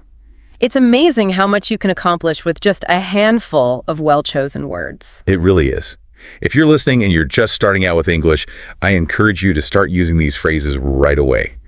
Don't be afraid to experiment, make mistakes, and have fun with it. And remember, language learning is a journey, not a destination. The more you practice, the more confident and fluent you'll become. So what kind of conversations about your daily routine can you imagine having in English? That's a great question to ponder. Thanks for joining us on this deep dive. We'll see you next time for another exciting exploration of language and communication. All right, so are you ready for this? You've sent in quite a collection of notes and lists and excerpts all about advanced English idioms. Wow. It's really impressive. And it looks like you're trying to level up your conversational fluency, and I am totally here for it. And lucky for us, we've got an expert here who can unpack not just what these idioms mean, but also like where they come from and how to use them, like a pro. I think it's so fascinating to see so many idioms that go beyond just the basic ones that everyone knows. Right. You've chosen phrases that are really expressive and that can add a whole new dimension to your communication. Exactly. And you know what always gets me about idioms? It's like they're like these little time capsules. Right. You know, they give us a glimpse into how people thought and spoke in the past. Like to burn the candle at both ends. Who knew there was so much history packed into that phrase? Right. That one takes us all the way back to when candles were the main source of light. Wow. So, burning a candle at both ends meant you were really pushing your limits, working late into the night, rising early. It's really fascinating how that image has stayed with us. Right. Even though we don't use candles in the same way anymore. I know, right. So it's not just a saying, it's like a whole story. Exactly. And speaking of stories, we've got a whole section here about morning and productivity idioms. And I gotta say, some of them are a little too relatable, if you know what I mean. Well, it makes sense, though, doesn't it? Because, I mean, work and productivity are such big parts of our lives. Oh, for sure. That it's only natural that these things would find their way into our language. Right. And these idioms often use very vivid imagery Yes. to capture those feelings of hustle and pressure. For sure. Like, hit the ground running. Oh, yeah. I swear that's me every Monday morning. It's like you're trying to catch up before you've even had your coffee. It's such a powerful image, isn't it? You can practically feel the momentum and the urgency in that phrase. Right. And then there's keep your nose to the grindstone.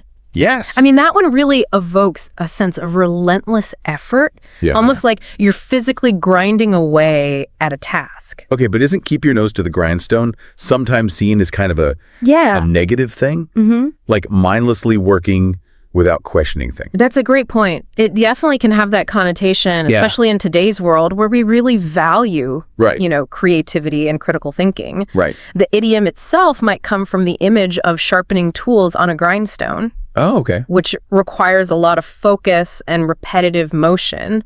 So it does reflect a certain work ethic, but maybe not always the most innovative one. Interesting. So it's like the idiom itself has evolved along with our changing attitudes toward work. Exactly. But sometimes you just need that reminder to buckle down and get things done, right? Totally. And speaking of perspective shifts, there's a blessing in disguise. Oh, yeah. It reminds us that things aren't always what they seem. Absolutely. It's about finding the silver lining, recognizing that setbacks can sometimes lead to unexpected opportunities. Right. It encourages a more optimistic outlook even when we are faced with challenges. So true. Okay, but let's be honest. Yeah. Work idioms can be a bit tricky. I agree. I mean, you got to use them carefully depending on who you're talking to and what you're trying to say. You're absolutely right. Yeah. Some of these idioms, especially those used in business contexts, require a certain level of awareness and finesse. For sure. Like playing devil's advocate. Oh, yeah. I've seen that one backfire spectacularly when used in the wrong way. Oh, definitely. It's all about tone and intent, isn't it? Yeah. Playing devil's advocate can be a powerful tool for stimulating discussion and challenging assumptions. Yeah. But if you're not careful, it can come across as argumentative or even disrespectful. Exactly. So how do you use it effectively without, sound like a jerk? First, it's crucial to establish a rapport with the person that you're speaking with. Okay. Make it very clear that your intention is to explore different perspectives, not to attack their ideas. Okay. You might even preface it with something like, just to play devil's advocate for a moment. Right. Or you could say, let me challenge that assumption. Right. Something like that. That makes sense. It's like setting the stage for a constructive debate rather than a personal attack. Exactly. And remember, it's not about winning an argument. Right. It's about broadening perspectives and potentially uncovering new insights. Right. But sometimes there are situations where being direct is the best approach. For sure. Like addressing the elephant in the room. Oh, I love that one. It's so evocative. Like you can practically feel the tension in the air. It's a powerful way to acknowledge an unspoken issue or problem that everyone is aware of but hesitant to address directly. Yeah. It can be uncomfortable, but also incredibly liberating to finally bring it out into the open. Right. And it can certainly be more effective than beating around the bush. Okay, but can we talk about the fun idioms for a second? Oh, yeah. The ones that just make you smile when you hear them? I know exactly what you mean. Yeah. There's a certain playfulness to some idioms, especially those related to social situations and food. Right. Like, bite off more than you can chew. It's such a vivid image. And I feel like we've all been there at some point. Oh, yeah. Like that time I tried to bake a 5-tier cake for my friend's birthday. Oh, no. Let's just say it didn't end well. That's a perfect example. It's about taking on more than you can handle. Right. Whether it's a project or a commitment or even a plate of food. For sure.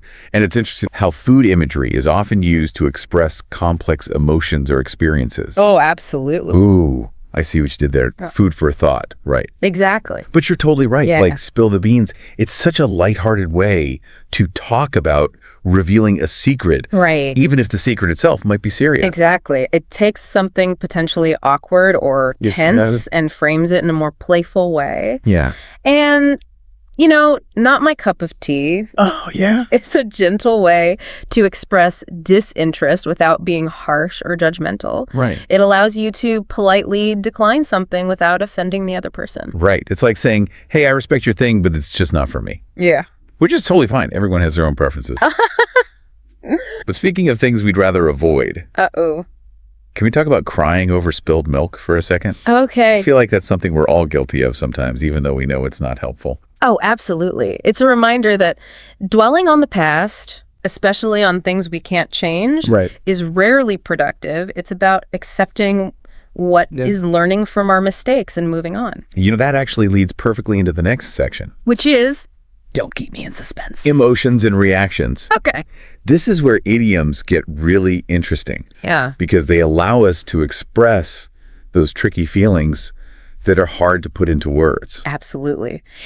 Idioms give us a shared vocabulary for navigating complex emotional terrain. Yeah. It's like they provide a shorthand for experiences we all understand. Like hit the nail on the head, for example. Oh, yeah. It perfectly captures that feeling of getting something exactly right. Yes. Whether it's an idea or an explanation or even a joke. And a hard pill to swallow. Ooh, yeah. That one evokes a sense of resistance of something being difficult to accept, even if we know it's true. Right. It's like you can almost feel that lump in your throat as you're trying to force it down. It's such a visceral image, isn't it? And then there's cold feet. Oh, yeah. I mean, who hasn't experienced those pre-event jitters at some point in their lives? It's a universal feeling of hesitation or anxiety, usually before a big decision or event. Yeah. And the idiom perfectly captures that sense of wanting to back out, even though you've already committed. But then you have idioms like keep your chin up. Yes. That are all about resilience and staying positive even when things are tough. That one speaks to a cultural value, I think. This idea of facing adversity with courage and determination, of not letting setbacks define you. It's about finding the strength to keep going even when it feels difficult. And let sleeping dogs lie.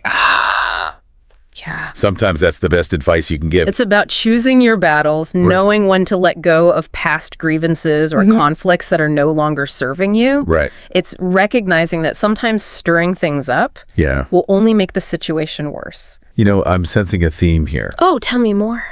A lot of these idioms seem to be about taking action. Okay. Making decisions and figuring out how to move forward. You're right. That's a great observation. Yeah.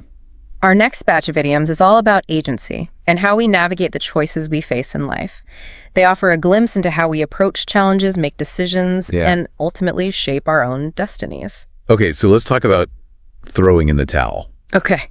That's a pretty powerful image, right? Yeah. Like admitting defeat, but also having the strength to walk away. Exactly. It's recognizing when a situation is no longer worth fighting for. Yeah. And having the courage to move on. It's not always easy, but sometimes it's the most sensible choice. Right. And then there's the ball is in your court. Oh, yeah. I use that one all the time, especially at work. Yeah. It's a great way to hand off responsibility without being, bossy about it. It's a subtle way to shift the onus onto the other person, making it clear that it's their turn to act. Right. It's often used in negotiations or collaborative projects where clear communication about roles and expectations is really crucial. So it's all about setting boundaries and being clear about who's doing what. Exactly. I like that. But sometimes you just got to go with the flow, right? Yeah, right. That's where play it by ear comes in handy. Absolutely. It's a flexible approach, open to improvisation and serendipity. It can be very liberating, especially in situations where you don't have all the information or where things are constantly changing. Totally. Like when you're traveling and you don't have a strict itinerary, you just see where the day takes you. Exactly. But as you said, it can be risky if you need a solid plan. Right. Speaking of risk, what about jumping on the bandwagon? Okay. I feel like that one can be either positive or negative, depending on the context. It definitely has two sides to it. Yeah. On the one hand, it speaks to our social nature, our desire to be part of something bigger than ourselves. Right.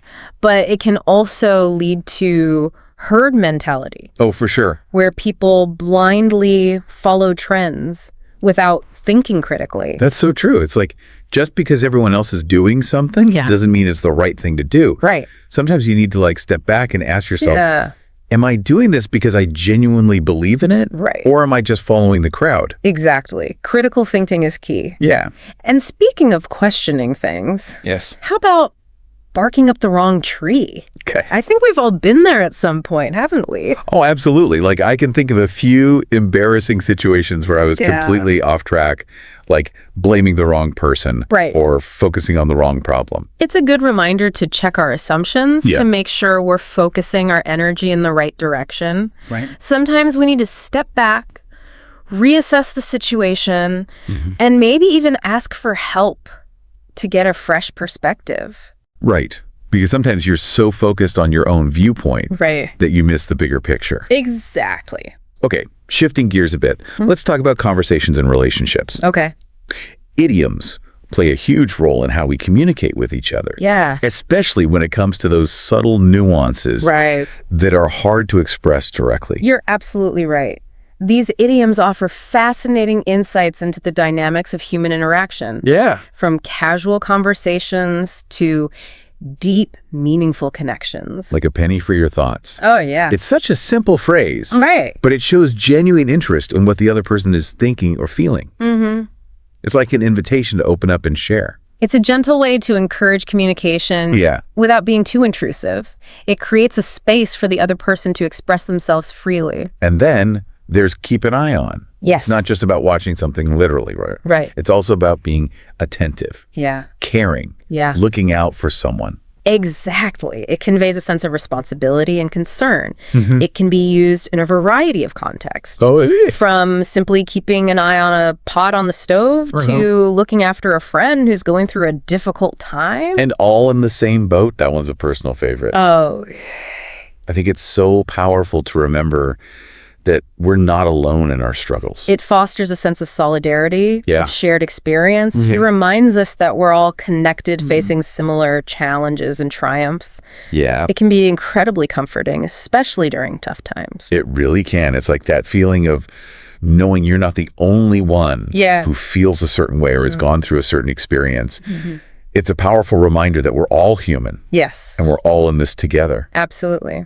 And sometimes in those shared experiences, we need to let go of past hurts or disagreements. Right. That's where an idiom like water under the bridge comes in. Oh, that's a good one. It's like saying, hey, we've moved on. Let's not dwell on old drama. Exactly. It's all about forgiveness, reconciliation, and recognizing that holding on to grudges only weighs us down. Exactly. It's about choosing to focus on the present and the future rather than being bogged down by past conflicts. And sometimes that means starting fresh. Right. Wiping the slate clean is a powerful image of new beginnings. It really is. It's like hitting the reset button on a relationship or a situation, giving everyone involved a chance to move forward without the baggage of the past. And that can be incredibly liberating, both for individuals and for relationships. Right. It allows for growth, healing, and the possibility of building something stronger and more positive. You know, talking about all these idioms has made me realize just how much they reflect our values and beliefs as a culture. Oh, yeah, absolutely. We've got idioms about hard work, resilience, second chances, and the importance of connection. It's pretty fascinating. It is, isn't it? Language is such a powerful tool for understanding ourselves and the world around us. And idioms, with their colorful imagery and their historical roots, offer a unique window into the human experience. Okay, I'm feeling inspired to use all these idioms in my everyday conversations. Yes. But first, I think it's time to call it a night. What do you say? Sounds good to me. It's been a fascinating deep dive into the world of advanced English idioms. It's like even the idioms we use to talk about relaxing and winding down it reveals something about our culture. That's so true. Like even our leisure time is influenced by those values and beliefs that we hold. Like time flies when you're having fun. It's such a simple statement, but it speaks volumes about how we perceive time and enjoyment. It really does. It's like when you're completely absorbed in something that you love, you just lose track of everything else. Yeah, you're just in the moment. completely present. It highlights the importance of finding those activities that bring us joy and make us feel truly present. And it suggests that those moments of genuine engagement are precious and fleeting, which makes them all the more special. And then there's get your act together. I feel like that one's been a constant refrain in my life, especially from my parents when I was younger. It's a call to action, isn't it? Yeah. A reminder to take responsibility for our choices and our behaviors. It can be a gentle nudge, or it can be a stern warning, depending on the context. But it always emphasizes the importance of self-improvement and striving to be our best selves. It's funny how those childhood sayings stick with us, isn't it? It really is. But, you know, even though it might have sounded annoying at the time, there's definitely some wisdom in that idiom. Oh, yeah. We all need those moments to step back and reassess to make sure we're on the right track. Absolutely. It's about taking ownership of our lives, setting goals, and making those conscious choices that align with our values. Wow, we've covered so much ground today. I know, right? I feel like I've gained a whole new appreciation for the power of idioms. It's been a fascinating journey, exploring the nuances of language and how it reflects our shared human experience. Okay, my favorite has to be spill beans. Oh, yeah. It's so playful and visual, and it always makes me smile. Yeah. But I also love all in the same boat because it reminds me that we're not alone in our struggles and our triumphs. Exactly. What about you? Which idioms resonated most with you? I'm drawn to a blessing in disguise. It's a reminder that even difficult experiences can have a positive impact on our lives. It encourages us to look for the silver lining, even when things feel challenging. That's a great one. It's all about perspective, isn't it? It is. And finding meaning, even in the midst of adversity. Exactly. And I think that's a powerful message to carry with us. So to all you listeners out there, I hope you've enjoyed this deep dive into the world of advanced English idioms. We've only scratched the surface. But hopefully you've gained some new insights and maybe even a few phrases to add to your conversational repertoire. Remember, language is a living, breathing thing, constantly evolving and adapting. Embrace the richness and complexity of idioms, and don't be afraid to experiment with them in your own conversations. And most importantly, have fun with it. Yes! After all, as we learned today, time flies when you're having fun. Absolutely. Until next time, happy idioming. Welcome to your deep dive on English idioms. Oh, very cool. Today, we're going beyond simple definitions. We're going to help you really understand and use 33 of the most common ones. All right. Think of it as a fluency upgrade. Adding that natural expressive touch to your English. It's fascinating how idioms work. They pack so much meaning into just a few words, reflecting shared cultural experiences. And adding that touch of personality to language. Exactly. And to make this deep dive even more digestible, we've grouped them into themes. Ooh, nice. We're kicking things off with idioms related to mornings and daily routines. All right. I'm curious, do you have any favorites in this category? Well, rise and shine is a classic, of course. It's more than just waking up. It's about approaching the day with energy and enthusiasm. It's that feeling of, all right, let's do this. I love that it sets the tone for a productive day. Now, speaking of productivity, hit the ground running is another great one. It's not just about starting early. It's about starting with momentum, diving right into the task at hand. Have you ever noticed how this idiom is often used to describe someone new in a job or role? That's a great observation. It highlights the importance of making a strong first impression and showing initiative. And you know, it's interesting how some idioms like burning the midnight oil have a bit of a double-edged sword to them.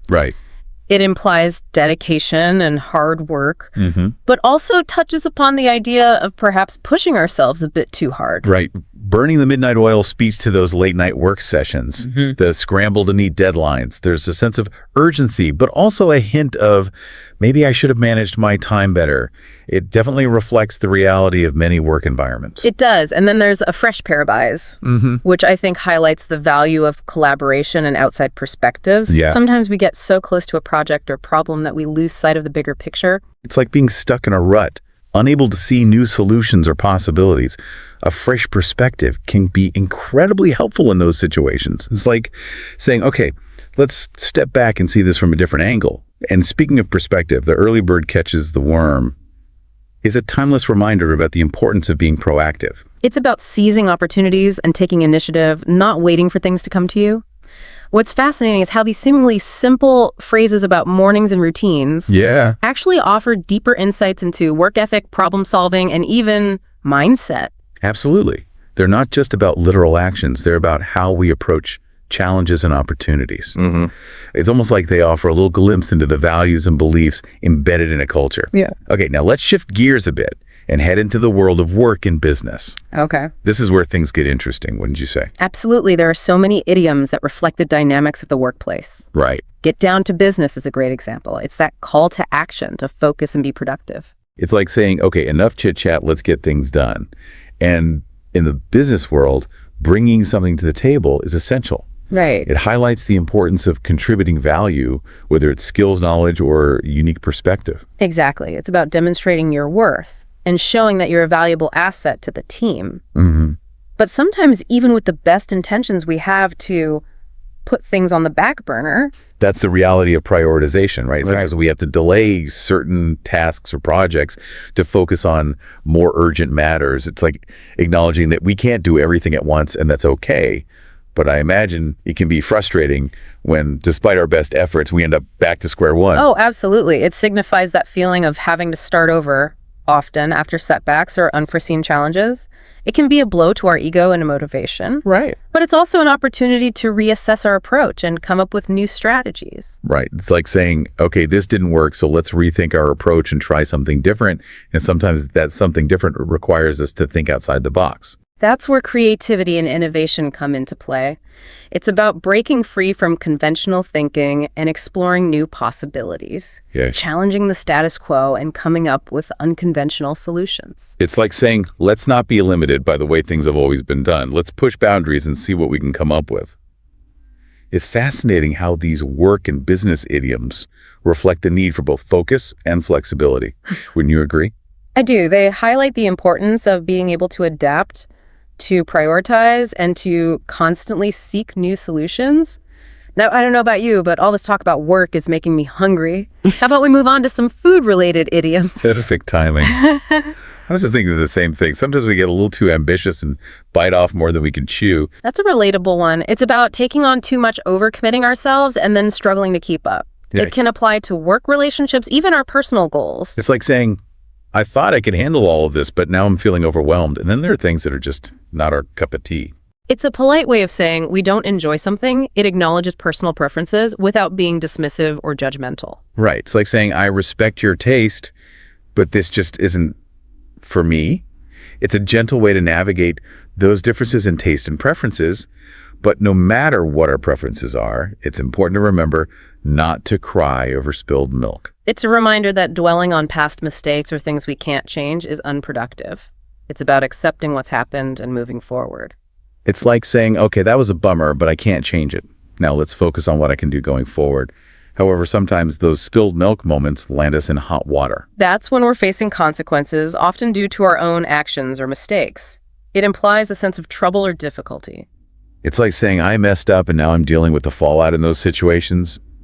It's probably best not to spill the beans and make things worse. Right. Spilling the beans is about revealing secrets, often unintentionally. It can lead to embarrassment or complications, especially if the information was sensitive or confidential. It's like saying, oops, I wasn't supposed to say that. Yeah. You know? I find it fascinating how these food-related idioms can be so vivid and relatable, even if we haven't literally experienced those situations. It's the power of imagery and shared cultural understanding. They tap into those universal experiences of overcommitting, having preferences, making mistakes, and facing consequences. Okay, I'm ready to move on to our next course of idioms. Let's dive into the world of emotions and reactions. What do you think? Are you ready to explore this fascinating realm of language? Absolutely. Emotions and reactions. This is where idioms truly shine, expressing complex feelings in a way that resonates across cultures. It's like they provide a shortcut to understanding those nuanced emotions we all experience now when someone expresses an idea perfectly. We might say they hit the nail on the head. Precisely, it's about accuracy, getting something exactly right. It's like that satisfying feeling when a puzzle piece clicks into place. And speaking of things falling into place, sometimes what seems like a negative event turns out to be a blessing in disguise. That's about finding the silver lining, the unexpected positive outcome. Right. It reminds us that things don't always go as planned, but sometimes those unexpected detours lead us to something better. It's like saying, okay, this wasn't what I expected, but maybe it's working out for the best. But let's face it, some situations present us with a hard pill to swallow. Ah, yes, those difficult truths or realities that are tough to accept. It's that moment when we have to confront something unpleasant. Right. Or acknowledge a mistake. It's like saying, this is hard to hear, but I need to accept it. And sometimes that acceptance comes with a side of nervousness or hesitation, those cold feet moments. Those feelings are so relatable. It's that feeling of doubt or anxiety before a big event or decision. We've all been there, haven't we? Absolutely. It's like that internal battle between excitement and fear. But in those moments of uncertainty, it's important to remember to keep your chin up. That's about staying positive and resilient in the face of challenges. It's a reminder to focus on what we can control and to keep moving forward. It's like saying, this is tough, but I'm not giving up. Yeah. You know what I find fascinating about these emotion-related idioms is how they capture those universal human experiences we all go through. Exactly. They provide a shared language for expressing those ups and downs of life, those moments of joy, disappointment, hesitation, and resilience. Okay, I'm feeling energized and ready to take action. Let's move on to those idioms that focus on action and decision-making. What do you think ready to delve into this next category? Ready when you are, let's explore those phrases that capture the essence of initiative, choice, and commitment. And speaking of commitment, going the extra mile is a great place to start. It's about exceeding expectations, putting in that extra effort to achieve something truly remarkable. It's that willingness to go above and beyond what's required. Exactly. It's like saying, I'm not just going to meet the bare minimum, I'm going to strive for excellence. And then there's the phenomenon of jumping on the bandwagon, which reflects how trends and ideas spread. It's about joining a popular movement or trend, often with a sense of enthusiasm and excitement. Right. It's like saying, this seems interesting, count me in. But sometimes the big approach is to play it by ear. That's about being flexible, adapting to circumstances as they unfold. It's about embracing spontaneity and being open to change. It's like saying, let's see what happens and make decisions as we go. But even with the best intentions, sometimes we have to acknowledge when it's time to throw in the towel. That's a tough one. Yeah. But it's about recognizing when to stop pursuing something that's not working. It's about accepting defeat and moving on. It's like saying, I've given it my best shot, but it's time to let go. And then there are those situations where the ball is in your court. That's about passing the responsibility for decision-making to someone else. It's about acknowledging their agency and waiting for their response. It's like saying, okay, I've done my part, now it's your turn to make a move. You know, I think these action and decision-making idioms are so valuable because they provide a framework for navigating those pivotal moments in life. They do. They help us understand the dynamics of commitment, flexibility, surrender, and responsibility. Yeah. And I think they can make us feel more confident and articulate when facing those moments of choice. Absolutely. They give us the language to express our intentions, to navigate uncertainty, and to respond to changing circumstances.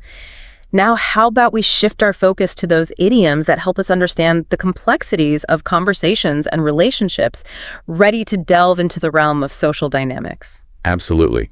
This is where things get really interesting. I love how idioms can help us decipher those subtle cues and unspoken rules of social interaction.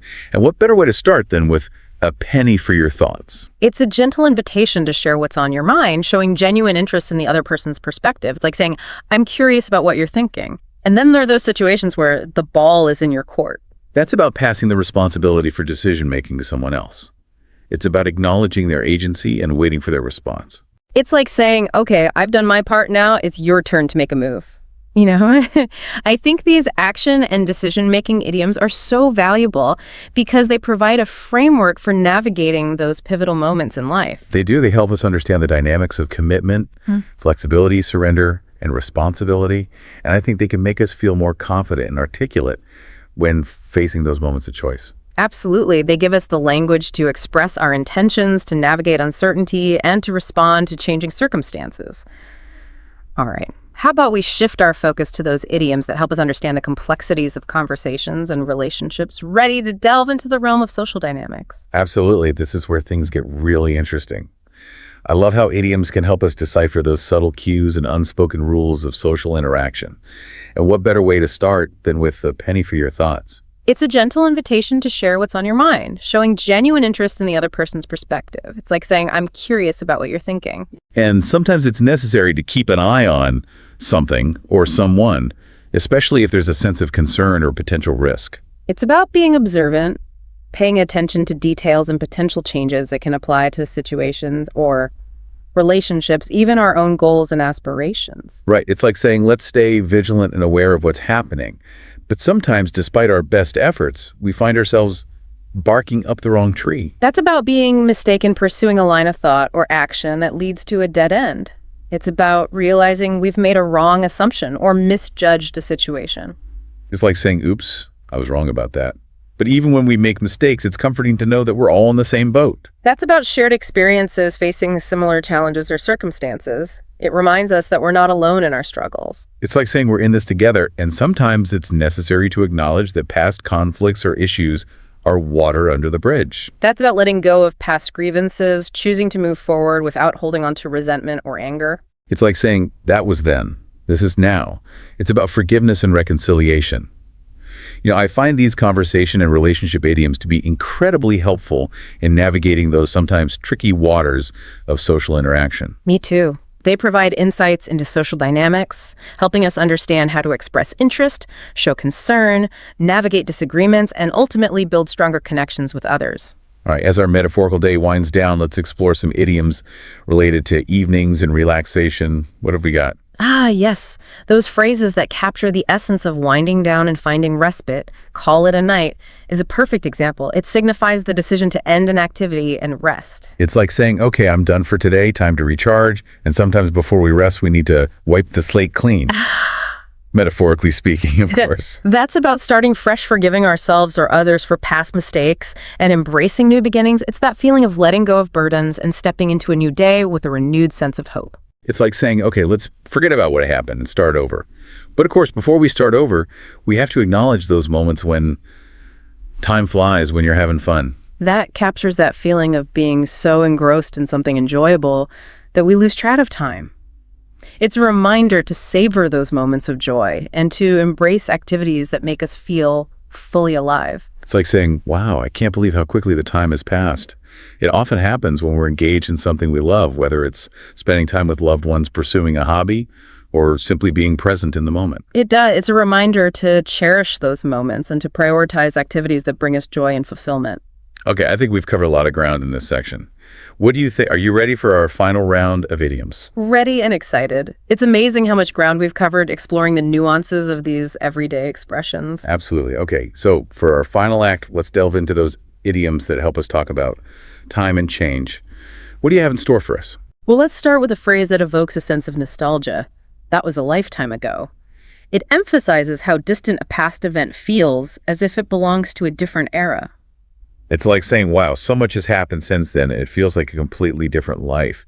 It really captures that feeling of time slipping away and how experiences shape our perception of the past. It does, and sometimes we encounter situations where everything seems to shift dramatically, like it's a whole new ball game. That's a great one for describing those major life changes that require us to adapt and learn new rules, whether it's a new job, a new relationship, or even a new phase of life. It's like saying, everything's different now. I need a new approach. Exactly. But even when things change drastically, it's important to keep your eye on the prize, to stay focused on our goals despite the inevitable challenges and distractions that come our way. It's about maintaining that sense of purpose and motivation, reminding ourselves why we started this journey in the first place. It's like saying, I won't let setbacks deter me. I'm going to achieve what I set out to do. It's a powerful reminder to stay resilient and committed, wouldn't you say? I agree. And sometimes when we're striving towards those big goals, we need to remember that Rome wasn't built in a day. It's a call for patience and persistence, acknowledging that meaningful progress takes time and effort. It's like saying it's okay if things don't happen overnight. I'm in this for the long haul. It's about trusting the process and celebrating those small victories along the way. Right. And speaking of time, there's a timeless truth in the saying, time heals all wounds. That speaks to the restorative power of time, its ability to soften the sharp edges of pain and heartache. It's a reminder that even in the darkest of times, things will eventually get better. It's like saying this hurts now, but I know that with time, the pain will ease. It's a message of hope and resilience. It is. And, looking back on all the idioms we've explored today, I'm struck by how much they reveal about the human experience. They capture our joys and sorrows, our triumphs and setbacks, our hopes and fears. They provide this incredible insight into how we perceive the world, how we relate to each other, and how we navigate the complexities of life. It's like each idiom is a tiny window into the human heart, revealing our shared vulnerabilities and our enduring strength. What's fascinating is how these phrases, often passed down through generations, continue to resonate with us today.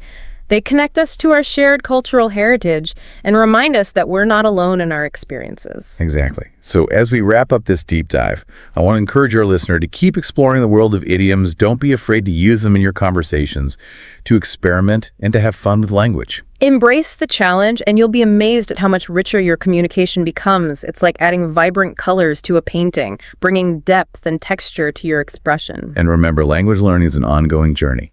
There's always something new to discover, some hidden gem waiting to be unearthed. So keep exploring, keep learning, and keep those conversations flowing. Until next time, happy language learning.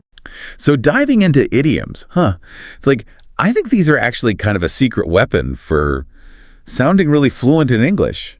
You know what I mean? Right. It's not just about, knowing the words. It's about really using them the way native speakers do. Exactly. So how about we, unpack some of those quirky phrases, those idioms, and, really get into how to actually use them in conversations. Sounds good. And you know what I think is so cool about idioms is that they often have this, vivid picture that goes way beyond just the words themselves. Oh, yeah, for sure. Imagine someone says, break a leg before you go on stage or give a big presentation. Oh, man, that's a good one. Yeah, right. You'd think they were, wishing you harm.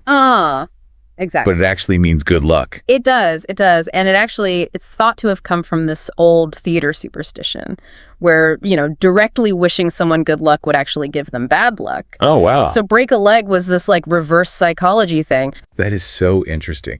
It's kind of like, when people say knock on wood, to ward off bad vibes. Yeah, exactly.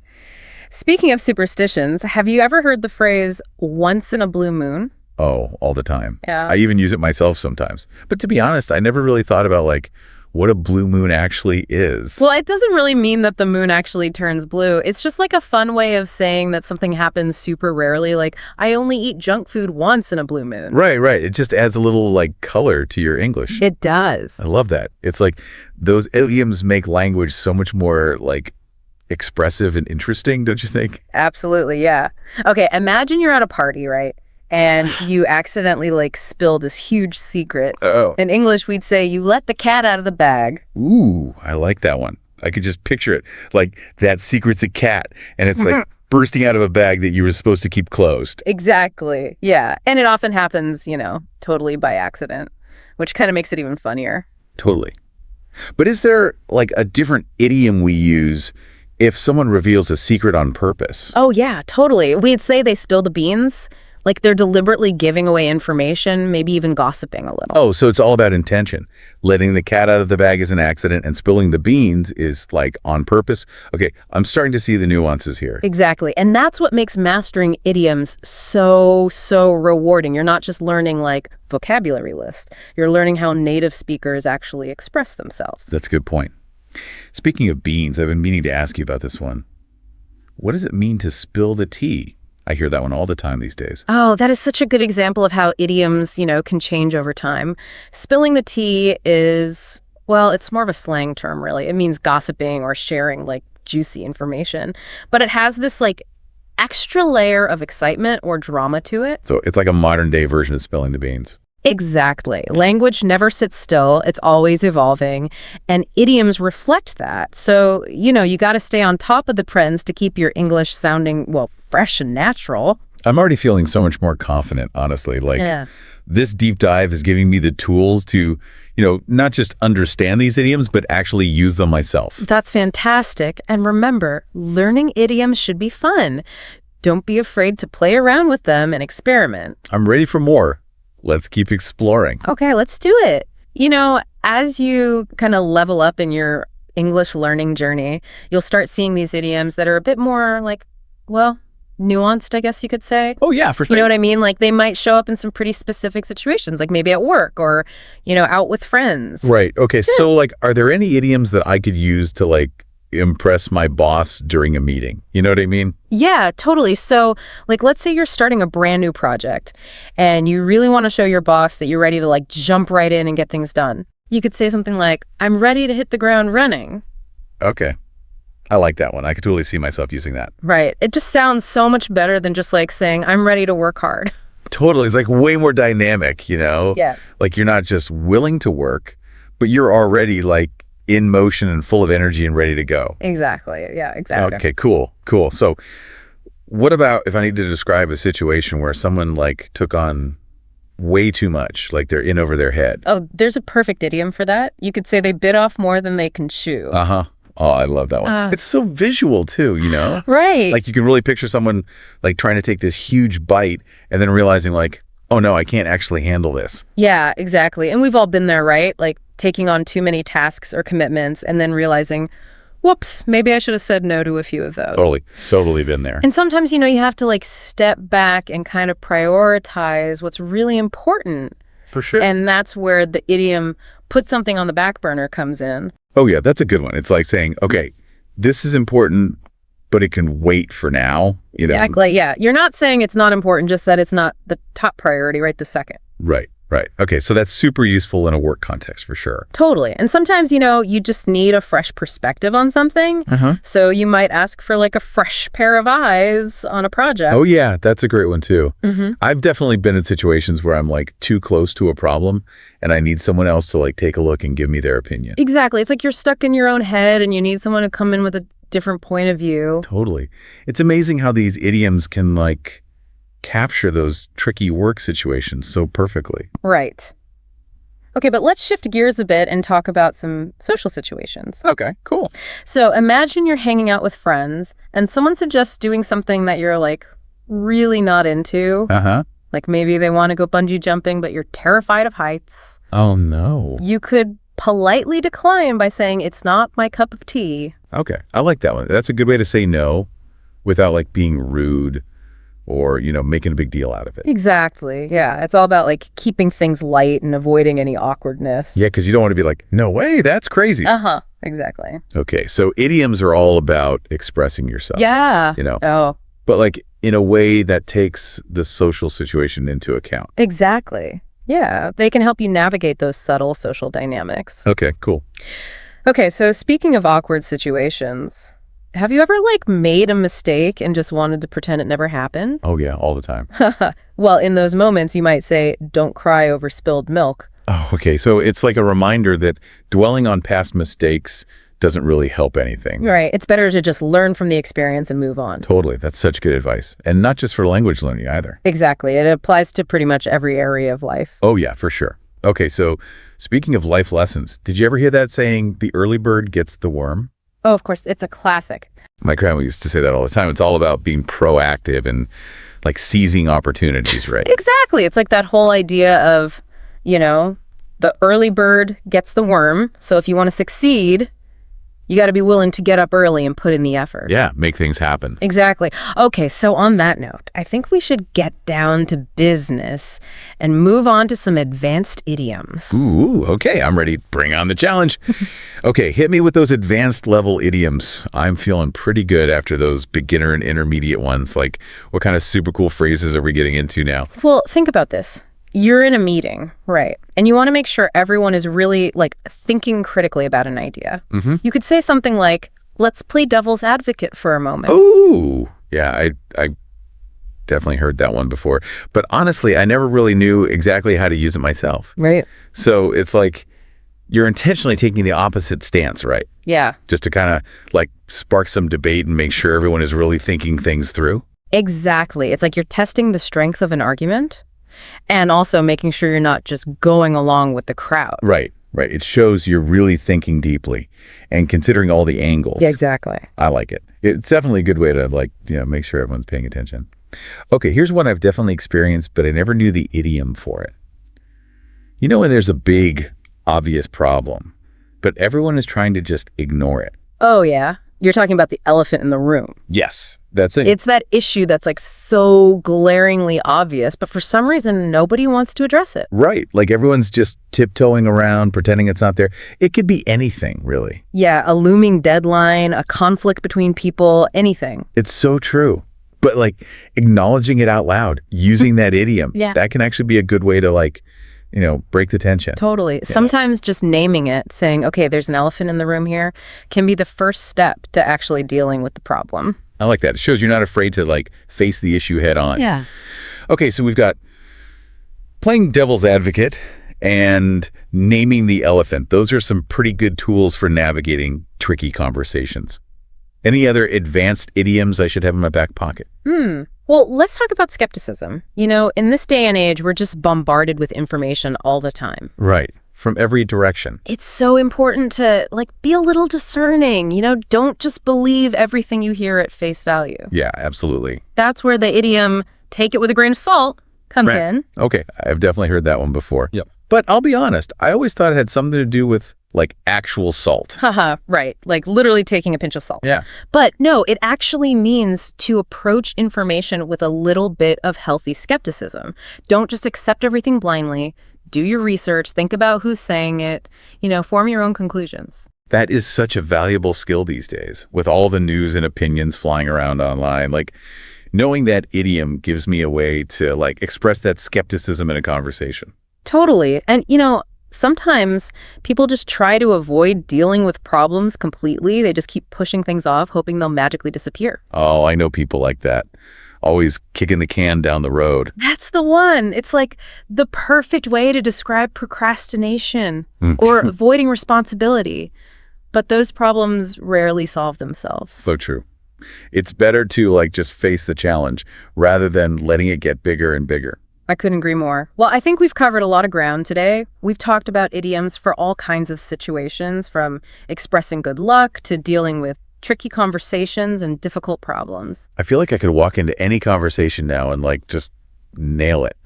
That's great. These idioms are more than just words. They're tools to really understand and express those subtle parts of English. Absolutely. And the best part is, this is just the beginning. There are so many more idioms out there waiting to be discovered. I'm ready for the challenge. Keep exploring, keep practicing, and most importantly, have fun with it. That's the best advice. Thanks so much for taking me on this deep dive into the world of idioms. It's been so much fun. My pleasure. It's been great chatting with you. And remember, language is constantly evolving, so keep your ears open for new and interesting idioms. You never know what you might find.